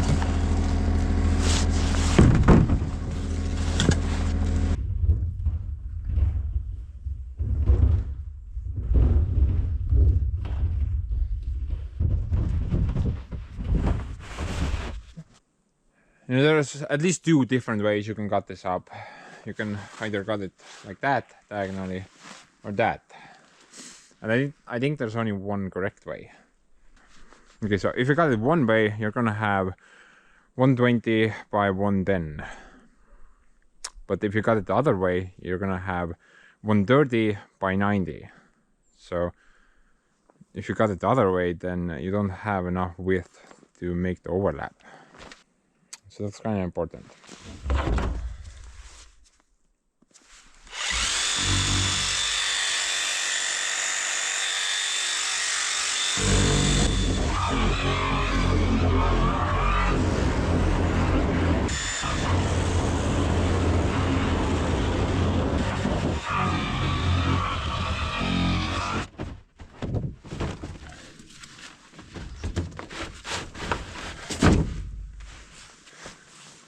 Now, someone asked me how to clean up this residue some time ago.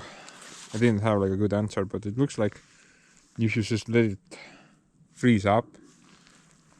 That's pretty easy. It just kind of comes off. I'm not sure about the glue though. This is hardener. The glue might be a bit problematic.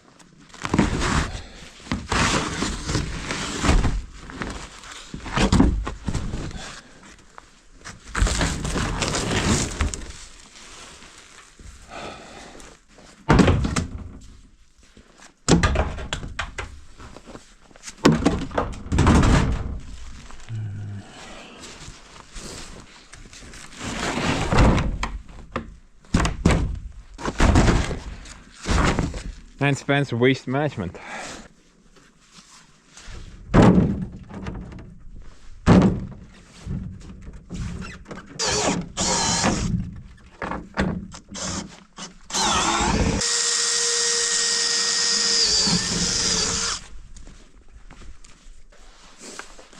guess one negative thing would be that if I needed a single box for a building, then I would need to take the bottom one because the bottom one doesn't have a roof.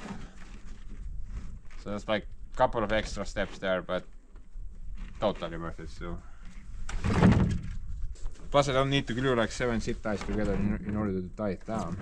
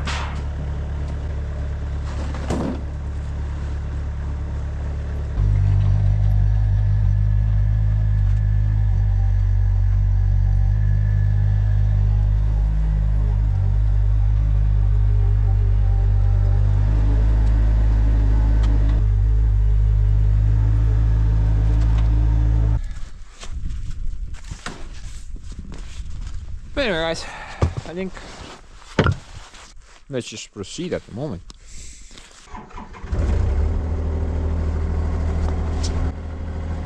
And maybe something will go horribly wrong, or we need to do another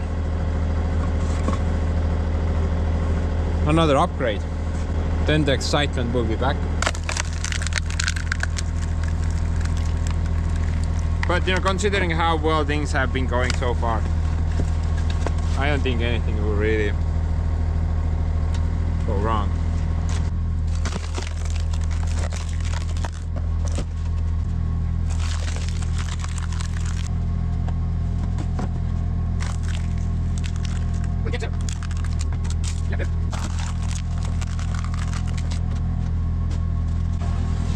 Houston, we have a problem.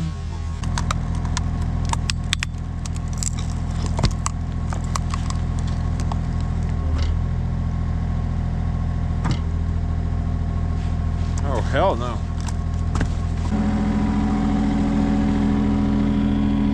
What the crap?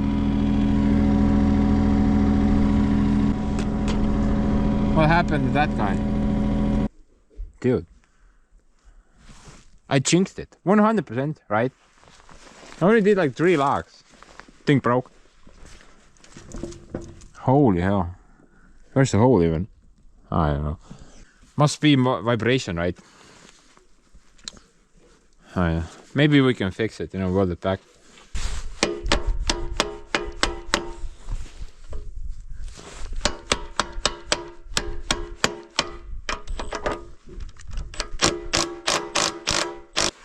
Man, the plan was that I do another 10 boxes and then you can break.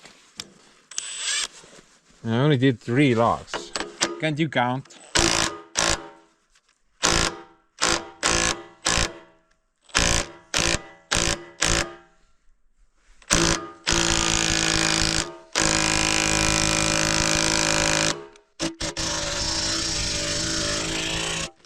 Yeah, go vibrate over there. What did this guy even do? Oh, maybe this was there. Yeah, I think that not what that bolt has been broken a long time ago. It's been painted over. What the hell? Huh. Very interesting.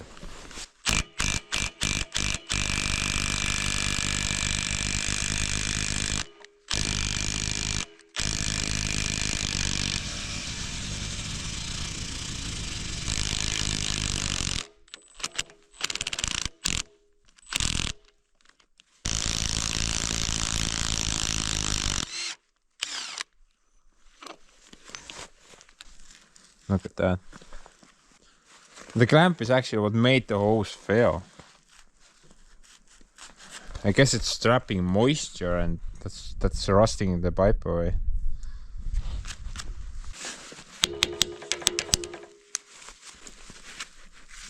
Maybe we should just replace it out with a rubber hose instead. Pretty sure I should have something for this.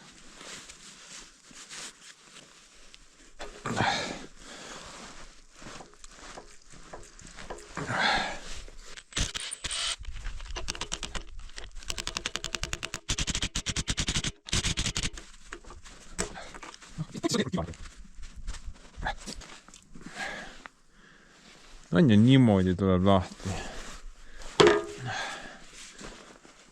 Jep.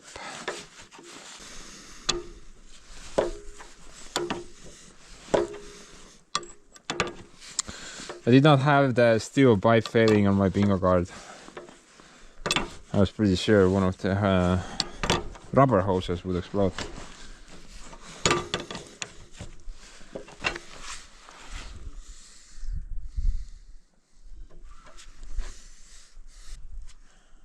It's okay, guys. Earth will catch it.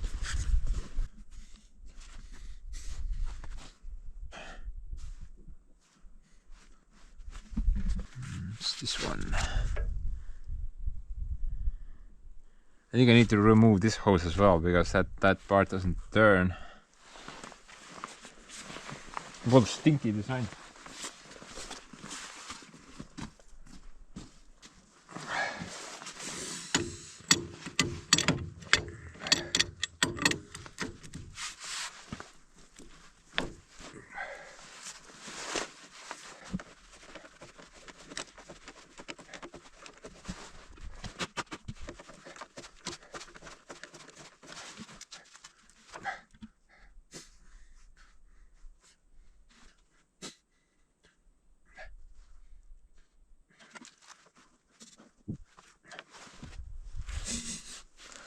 Ooh. How clear. I got some premium oil for you.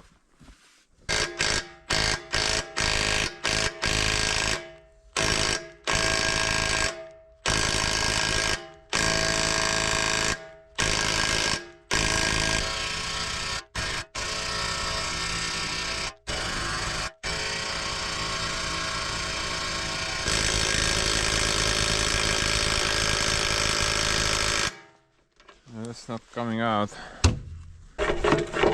Maybe we don't need to take it out.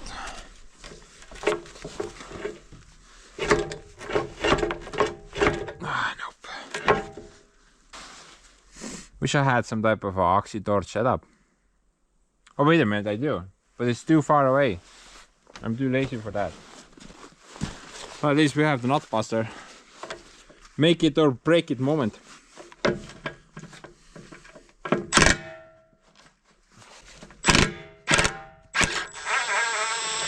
Look at that. No sweat. The oxy torch actually wouldn't have helped in this scenario whatsoever, unless I cut it off. Because the stuckness was at the tip. No, I could only heat the bolt head, and that's not gonna be enough. It's not gonna, the heat is not gonna go where it needs to go. Let's go check out this hose. Maybe we can patch it up rather than putting a rubber thing here.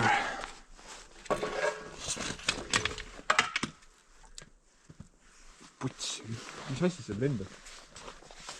Siit ta leiab munniga üles. Türa.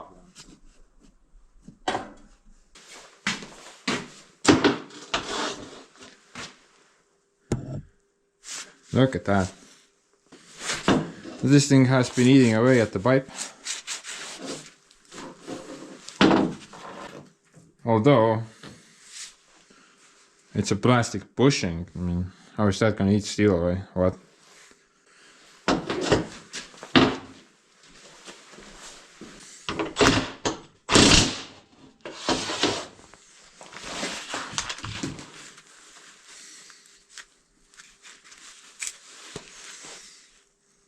What is that?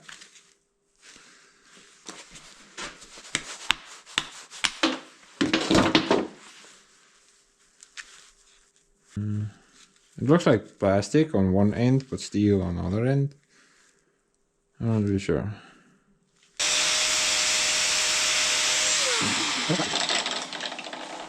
Hard plastic. Does that need to be in there? I don't know.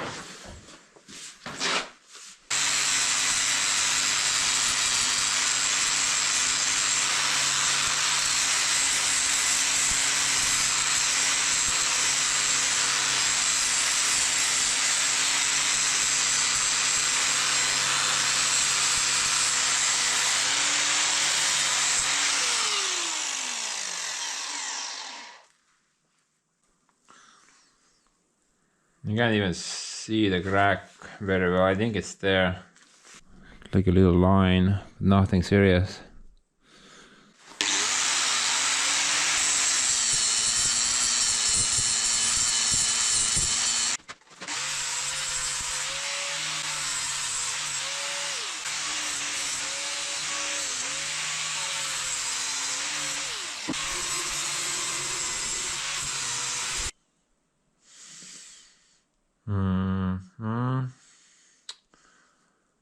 I can see the crack now. It's very minimal. You can barely notice it even. But it's there. Basically it goes like that. And like that, I think. I'm 100% sure. Something like that. I think I can, patch that up, but maybe it's not a good idea, maybe something will go inside the pipe, and at some point it's gonna like come loose like a piece of steel, and that's gonna end up in the pump somewhere. I guess it kind of depends if it's a return line, if it's gonna go straight to the pump or back. I'm not really sure about that. Because I can't really see inside the pipe. Well, actually, we could use the Weber camera thing to identify if there's any dangers inside the pipe after welding.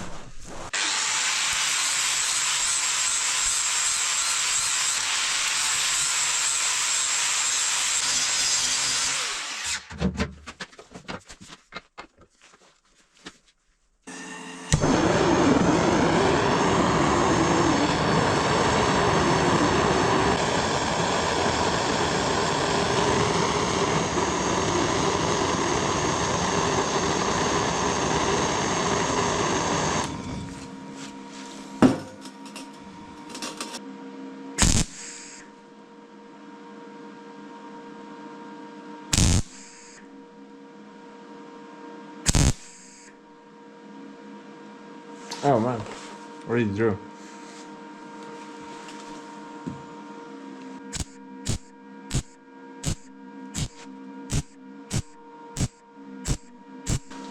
Yeah, I'm just kind of burning through as I go along. Look at that. Paper thin material.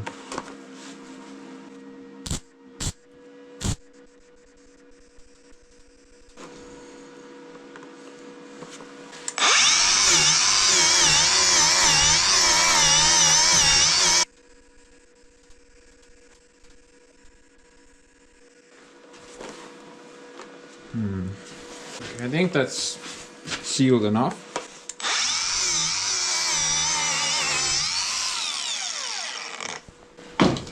Plus I kind of built up the whole area, not just the whole spot, I mean. It should be good enough, I hope. But let's look inside, let's see if there's like anything weird dripping down from the ceiling.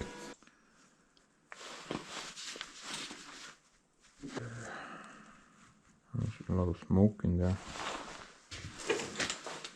Maybe we can blow that out.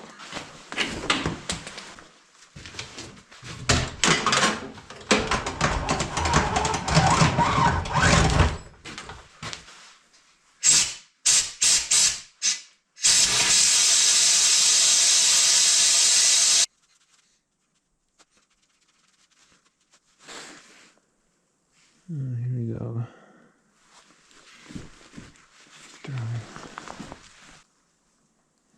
It actually looks like a solid fix. What is that? What the fuck? Looks like a ball. I just told you, man. This is not good.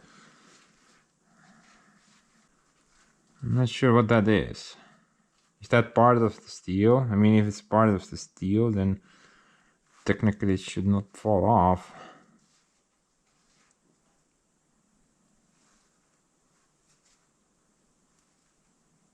I mean, everything else looks good except for that. It looks like, yeah, a piece of molten steel which kind of sagged downwards during the welding. Maybe it's okay, maybe it's not, I'm not really sure. Well, to be honest, best case scenario, if this thing did come loose, then it's probably gonna end up either in the filter or somewhere in the valve block, right, on the lock splitter, or maybe even cylinder. But I don't think that's gonna fall off, honestly. And technically, I think, just to be 100% sure, we can drill a hole. I think it's somewhere in the middle. Yeah, roughly somewhere in the middle, maybe a bit to the other side. Then we can like be sure, plus then we can weld up the hole again.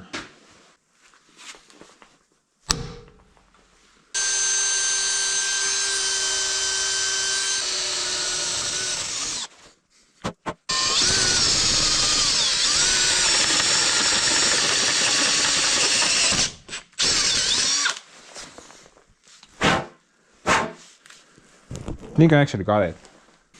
It was right over there. It's very tiny little dirt.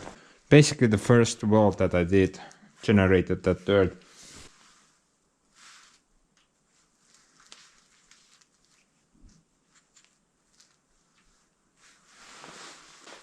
I think that's good.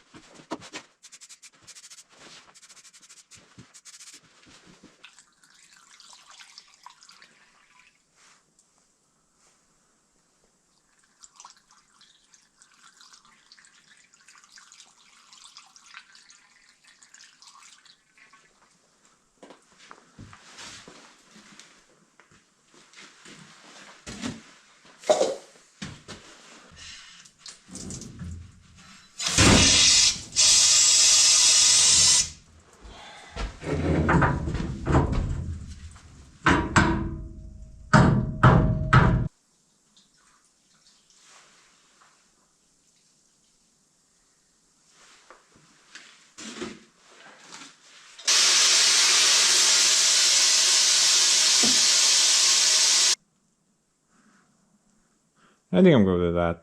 Looks pretty clean.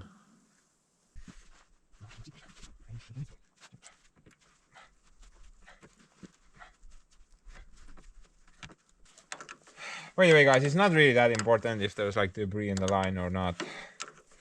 And this is the incoming line, so oil will flow through this to the valve, and from the other line it's gonna go back to the hydraulic tank. But before it goes back to the hydraulic tank, it's gonna go through the filter anyway.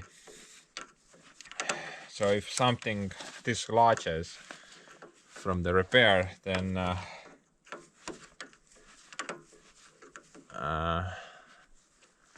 it's gonna get caught in the filter, unless it gets caught in the cylinder or the valve block somewhere. But more likely it's gonna end up in the filter. So technically we could have completely skipped the drilling nonsense.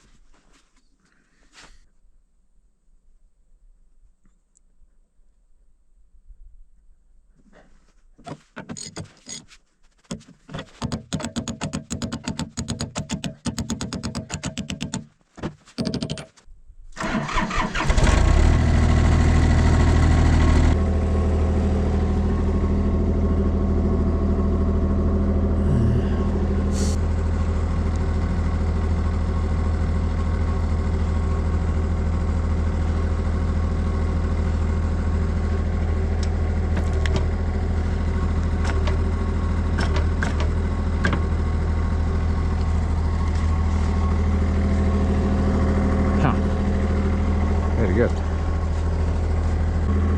Okay, well, let's just keep working until something else breaks.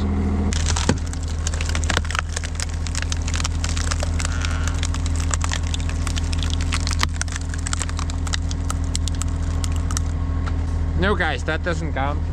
It was supposed to break.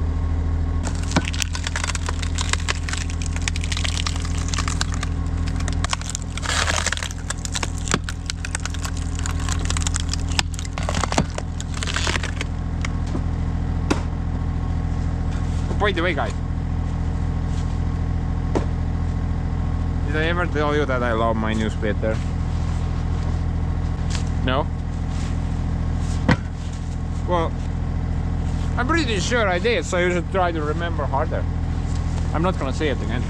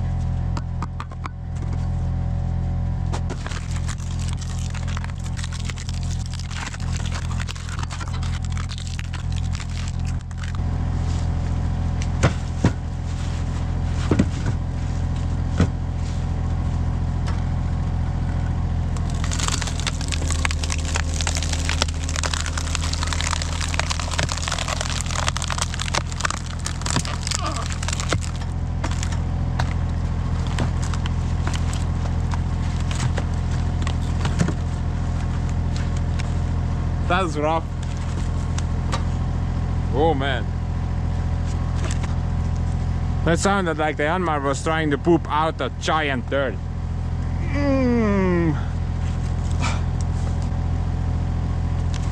Look at that. I guess something went sideways.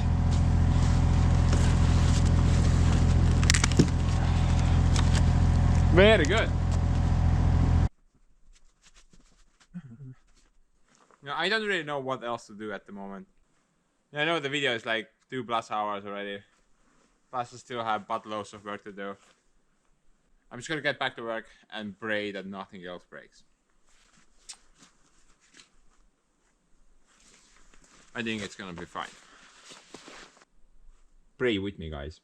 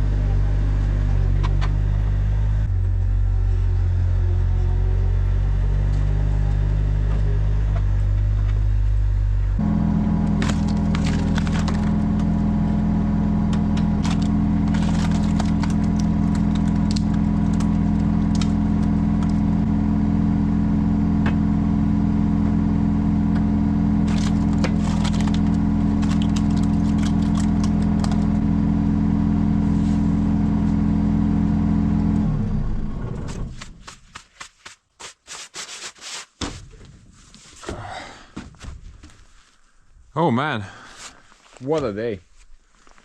I mean yesterday. On a plus note though, we did make a new record. Yeah, I managed to delete about 13 boxes in a single day. So technically we should be able to finish it up today, right? Only have 4 there plus 2 there, so if nothing goes wrong, we should be able to wrap it up today. As enjoyable as this part is, it's just starting to get boring, you know. No matter what you do, if you do it continuously and long enough, it's gonna get dull. And yeah, I'm pretty bored at the moment, honestly. Oh, by the way, this thingy has helped me out on a couple of times now. I did have a couple of logs which I went all the way in, but the thing was just completely stuck, and with that I was able to push it to the very end. and get it unstuck. So that has been very useful so far, and it seems to work pretty good. Oh, and about the locks, yeah, I still haven't found like a match for the gigabit splitter. Not a single piece. There was this one.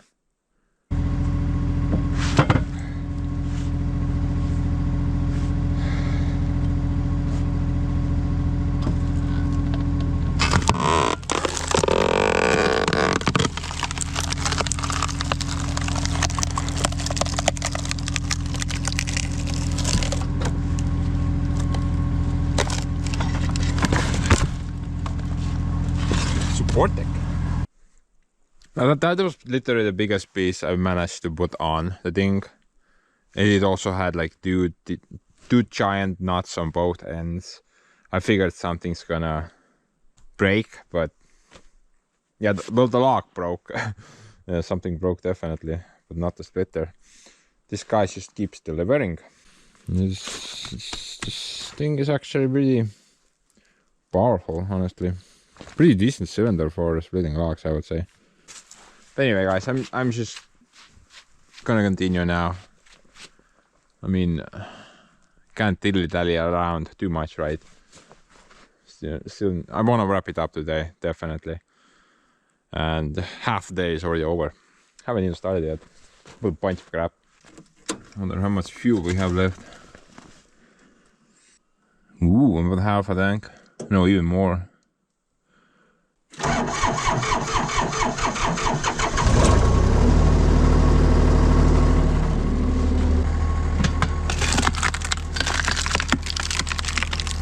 That sound never gets old. Amazing.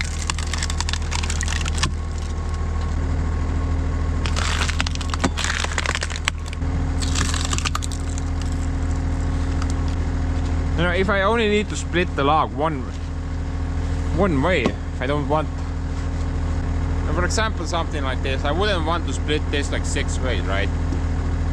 Then I could just levitate it a bit higher. Go like that. I'm really glad I made the main wedge taller, you know. That has been very useful. I kinda like it actually. Türa küll, kuradi jääs, mine perse.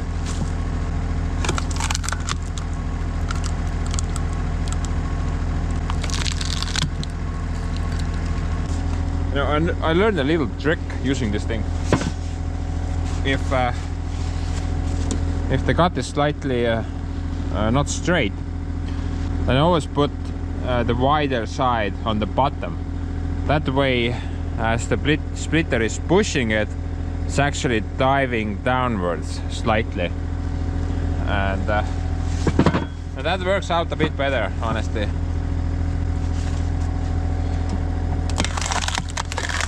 If it was the other way around, it would dive upwards, and then this size would not be like worth it. It would be too small.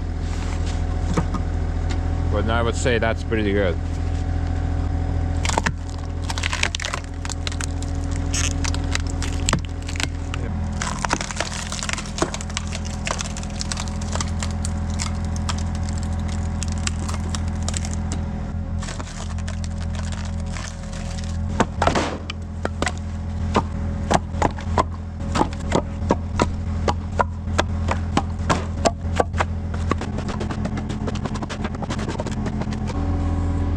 And this is like a good example right here. I do have a nut on this location, and if I go all the way, it's not gonna split it. It's not gonna go anymore. Plus this thing is not gonna break. Grab a little piece of helping hand, and done. Stupid nut. And there's this one type of wood which smells really great. I'm not sure if I have it in these boxes. Probably not. Maybe there.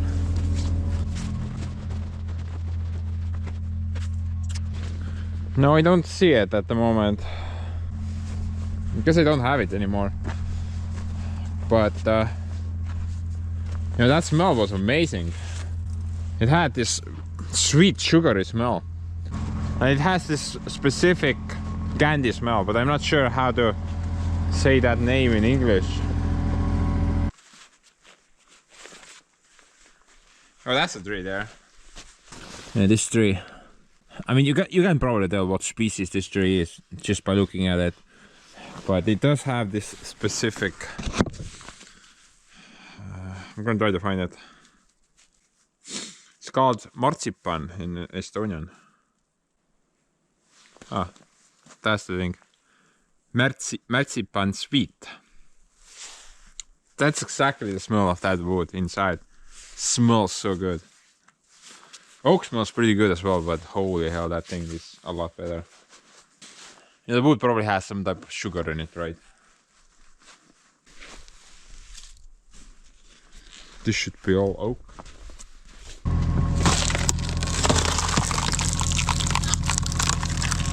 Oak actually splits pretty good.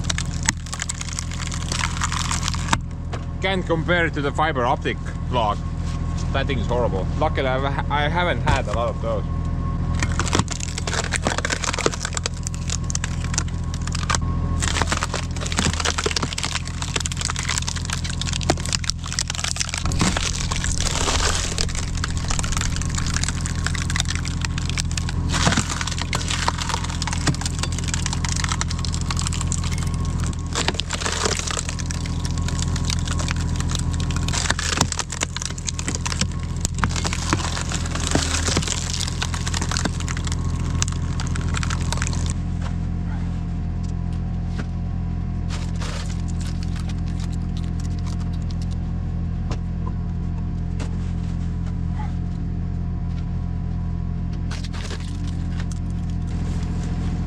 Huh. Another box emptied. Very good.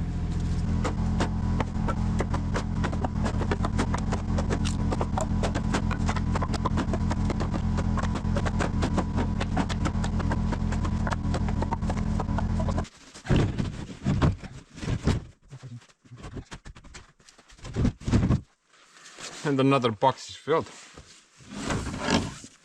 Also very good.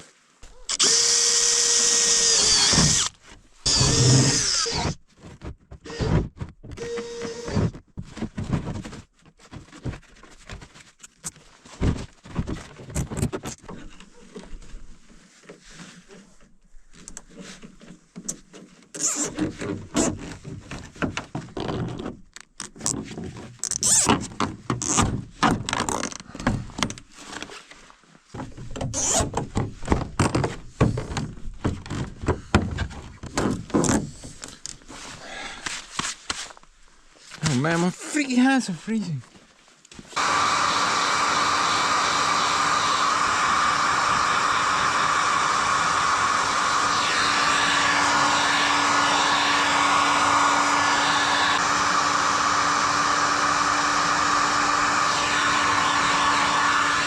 Ooh, the smell is wonderful.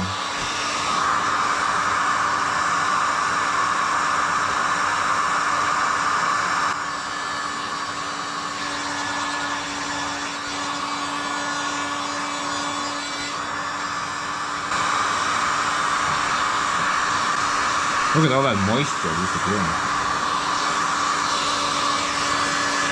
Hopefully it's moisture, maybe it's moisture, I'm not sure.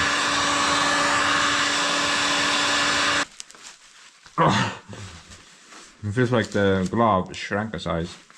Fits much better now. Woo! Excellent.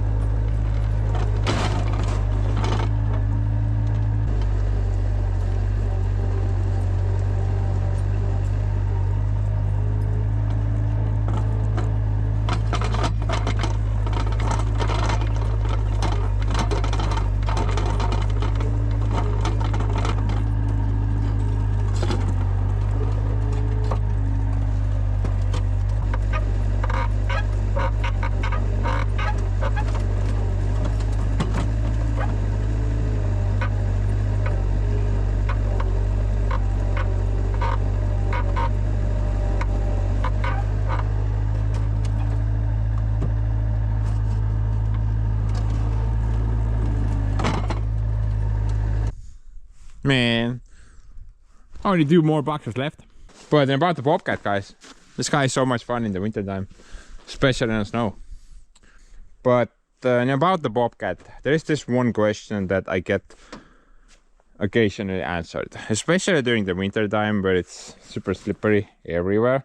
And then the question is that why don't I install chains on the front wheels, or better yet, the chains or tracks over wheels setup, right? I mean, it's an excellent idea. It would improve traction 1 billion. But then the main reason I can't do that is because of these tires. Look at that gap. Currently the loader is sitting at its lowest position, and what do we have there? Like 10 millimeters, bro. I mean, clearly we can't install any chains there, right? We can't even think about the tracks setup, because that's definitely not gonna fit. Maybe that's gonna hit that even. Yeah, I'm not really sure how huge the tracks are, how much they will add in height, you know.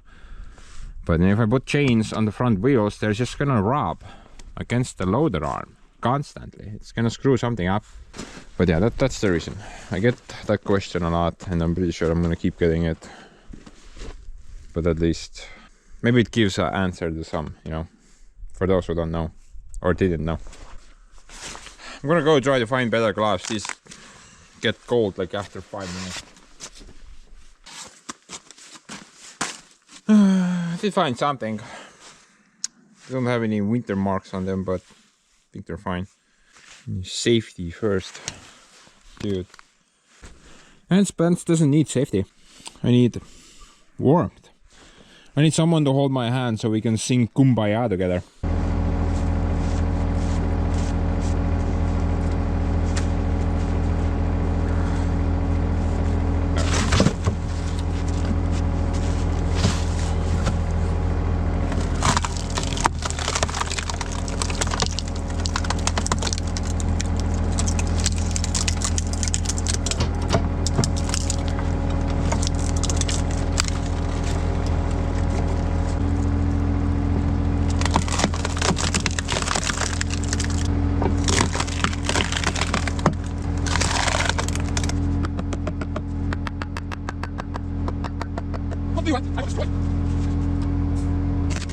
Get wrecked, bro.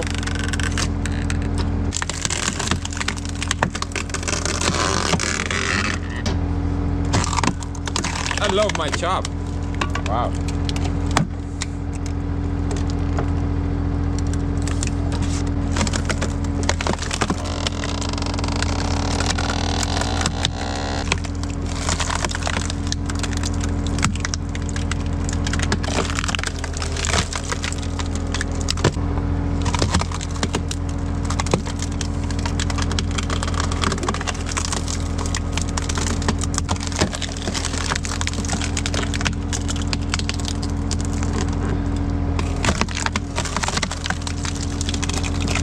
Dude, this is so satisfying.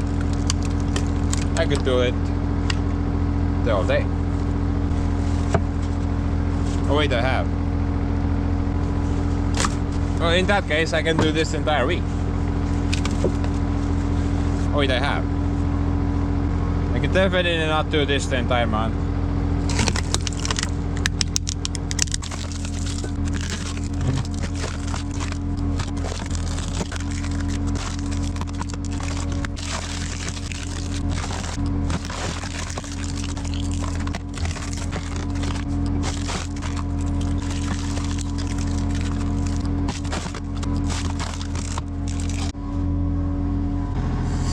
It should be interesting.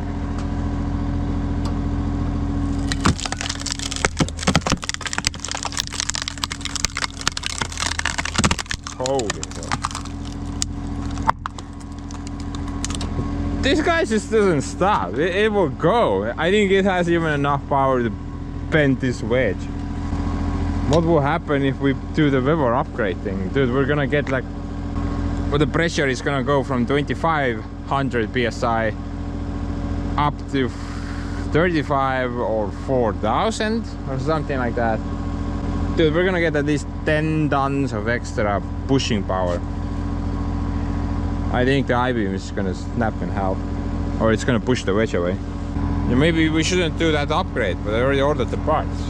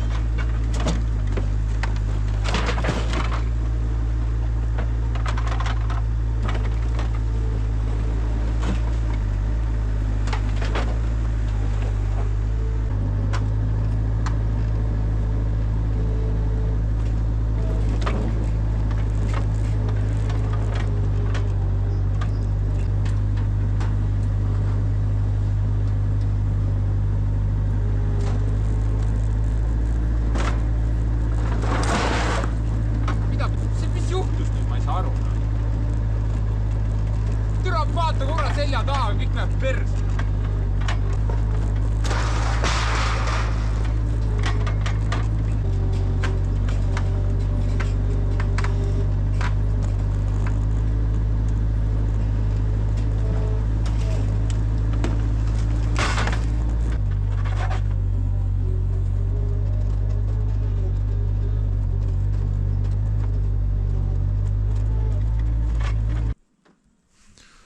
Guys, I have some really bad news. Terrible, actually. No, it has nothing to do with the little collapse over here. That was part of the plan. That was supposed to happen. The bad news is that we're out of logs. Look at that. I told you, the goal of this video was to delete this mountain of wood. And it's gone. Look at that. Mud. I mean the better kind of mud. Not the black one. The poopy colored one.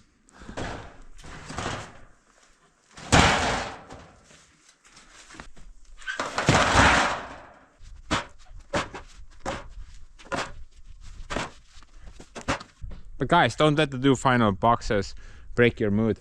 It looks like at least one of them has some meaty boys. I mean, that seems like a lot of fun. This seems pretty boring. So maybe it's gonna be exciting, you know. Maybe something will finally break. Oh,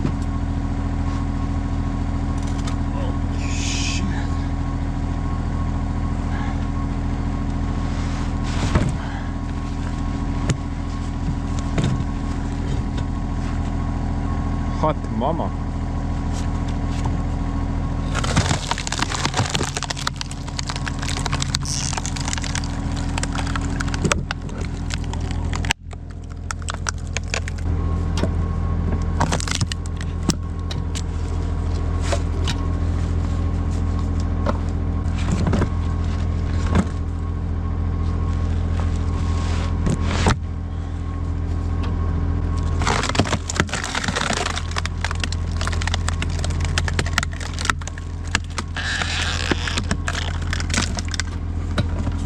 This is what happens when unstoppable force meets a piece of crap log that will break. But guys, I still think that we should have, you know, used the 100mm cylinder and half a meter wide I-beam. Plus the gearless hydraulic pump. Perfect combination.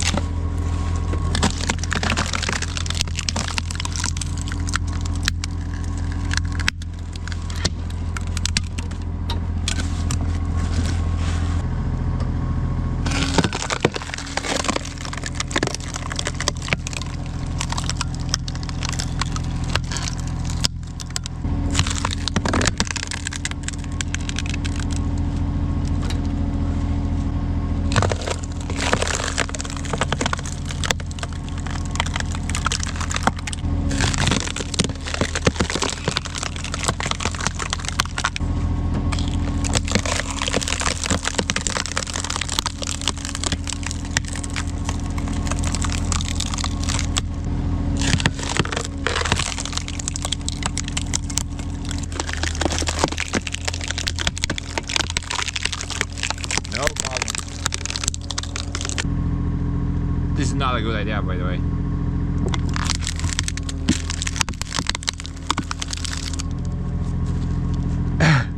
Dude, it's not splitting, it's just cutting.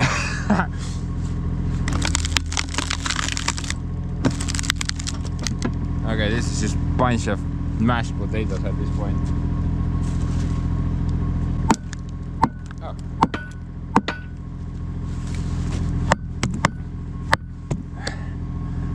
Sorry, you're kinda in the way. Kes sinu käest küsis?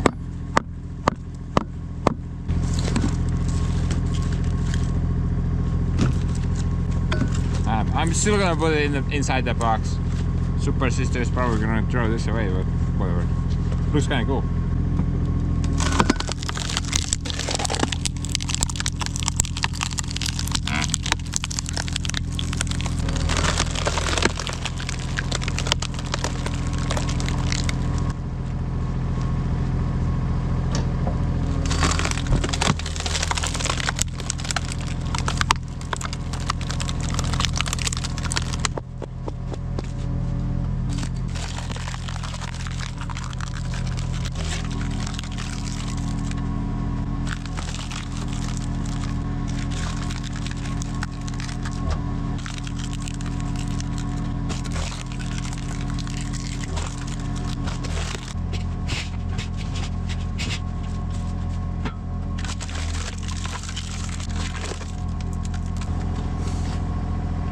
Oh man, we're out of the cool logs.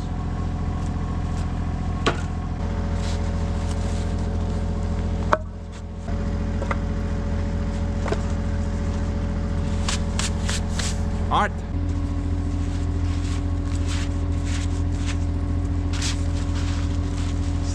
No.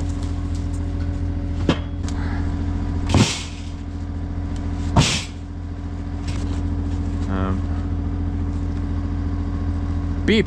Let's do that. I'm completely out of ideas at this point. Beep. Boop. Putsi kõik ära jäetud siin, pederassid raisk. I mean, beep.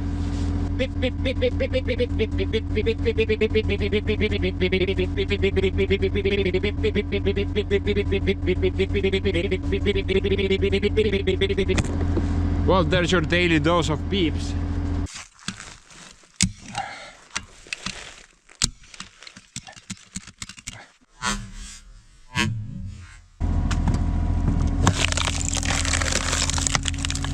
Little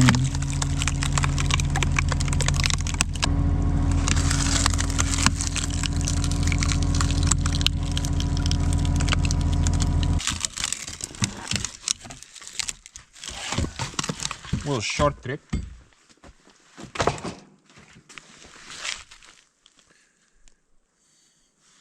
But guys, end of mission. We're finally done.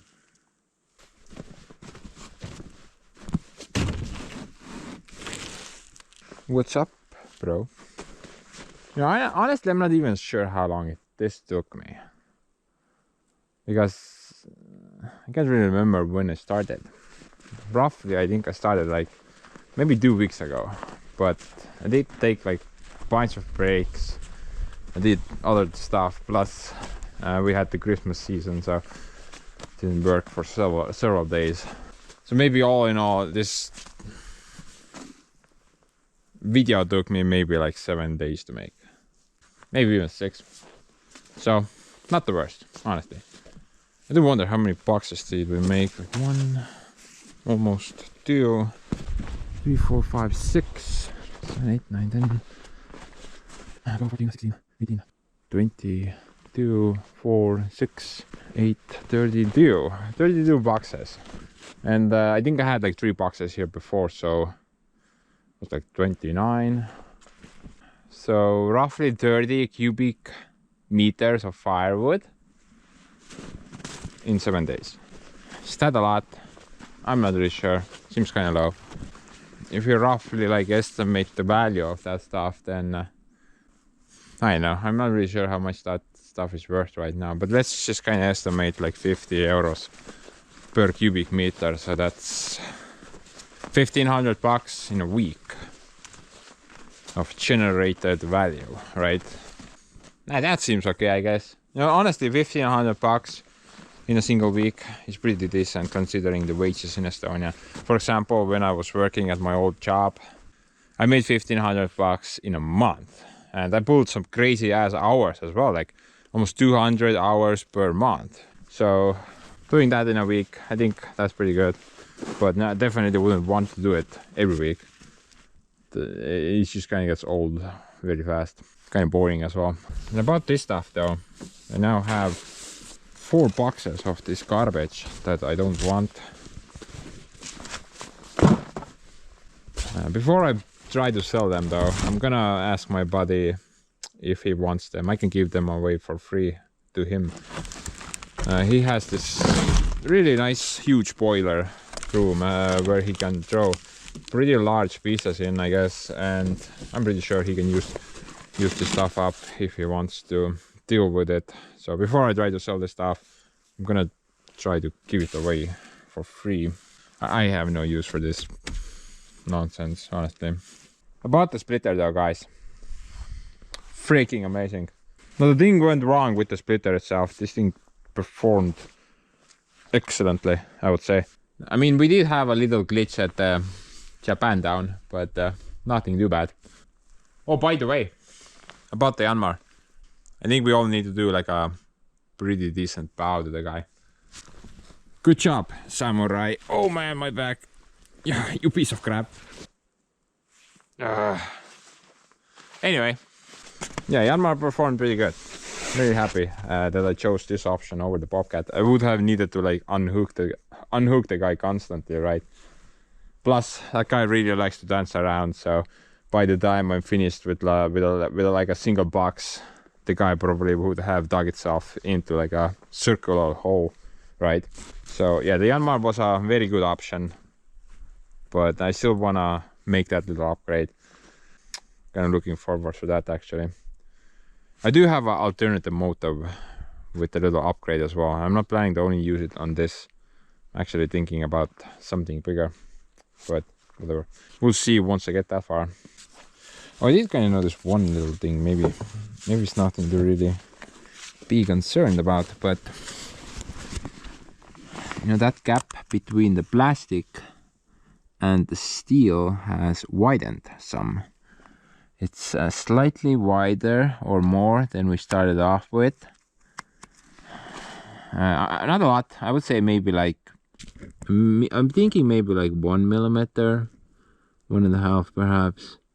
But I'm not really sure if that's the plastic wearing away or something's bent.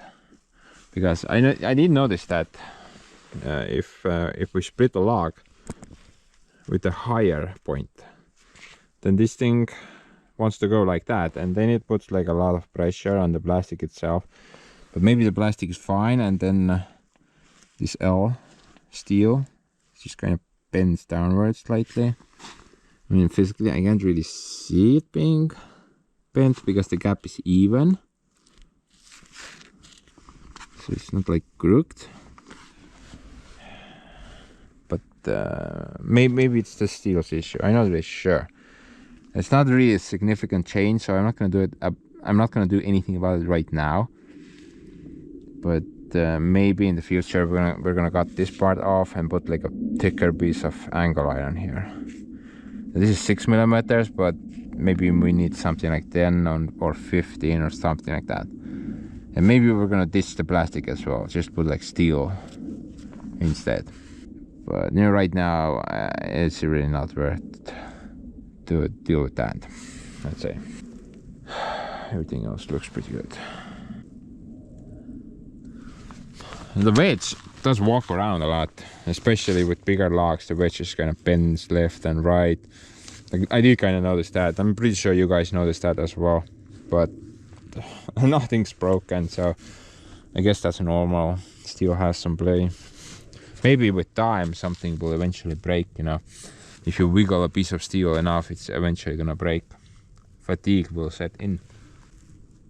About the wings though, I am thinking that maybe I'm gonna take them higher. And when splitting like bigger pieces, sometimes I get chunk like this from the bottom wedges. Sometimes it's bigger, sometimes it's stuff like this. It just depends on the size of the log, I guess. But honestly, it would be great if it was slightly bigger. So maybe take the wings slightly up. But then again, I'm not sure if I'm gonna benefit a lot if I take them like 20 mil higher. But not sure if it's worth the effort, you know. Other than that though, oh, the valve block, yeah, I completely forgot about this, dude. Honestly, it didn't really bother me at all. But obviously we need to figure out what's going on in there. It shouldn't be that difficult. I mean, the issue is most likely somewhere over there, because this is the pressure relief thing, and that's the other thing. Personally, like I said, it doesn't bother me, but you know, if there is a unlikely scenario, for example, you know, like a wild asteroid appeared out of nowhere and hit me in the face, then I mean, I would probably be sleeping somewhere and nobody would turn the lever into neutral. Then the Borean Mars oil is gonna boil away, and nobody wants that. So, considering that highly unlikely scenario, we should probably figure out the issue as well. But not right now. I mean, I can't see any asteroids at the moment. Oh, by the way, guys, that kind of reminds me. A couple of days ago, while I was hauling one of the boxes over there, straight over the skyline, huge falling star. Well, a meteorite, right? I've never seen something like that with my own eyes. That's like a 1 in a million type of deal, right? It's very rare. Or maybe not. I'm not really sure. I personally have not seen one ever. And it was nothing like small as well. Like a quick flash of light. It just kind of appeared over there. And then there was like a little pop. Like something exploded. And then there was darkness for a little bit. Well, not like complete darkness, but like it was not so shiny anymore. But then from there it kind of got shinier again, and you know, somewhere there it disappeared. So that was really cool to see. You know, I've never seen something like that. Guess I got really lucky. Now if you're wondering what I wished for, then keep wondering, bro. I can't tell. It's not gonna come true if I explain the wish. right?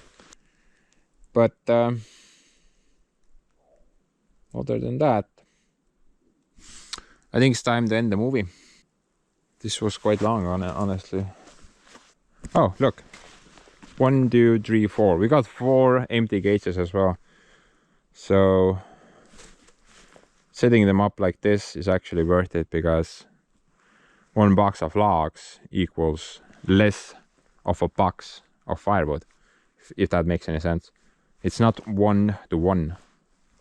This is better. That means I don't need to order 25 new boxes immediately. And it's not really important at the moment. Before I go though, I'm kind of curious how much fuel did we use with the Yanmar. Keeping in mind that we used roughly 20 liters of diesel for the old blue while we were cutting everything up.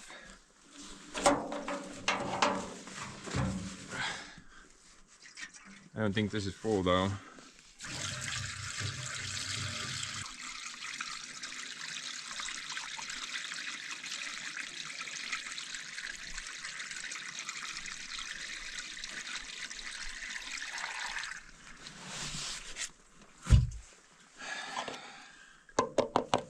Yeah, I'd say about the same, 20 liters. Just kind of hoping for this to use a bit less.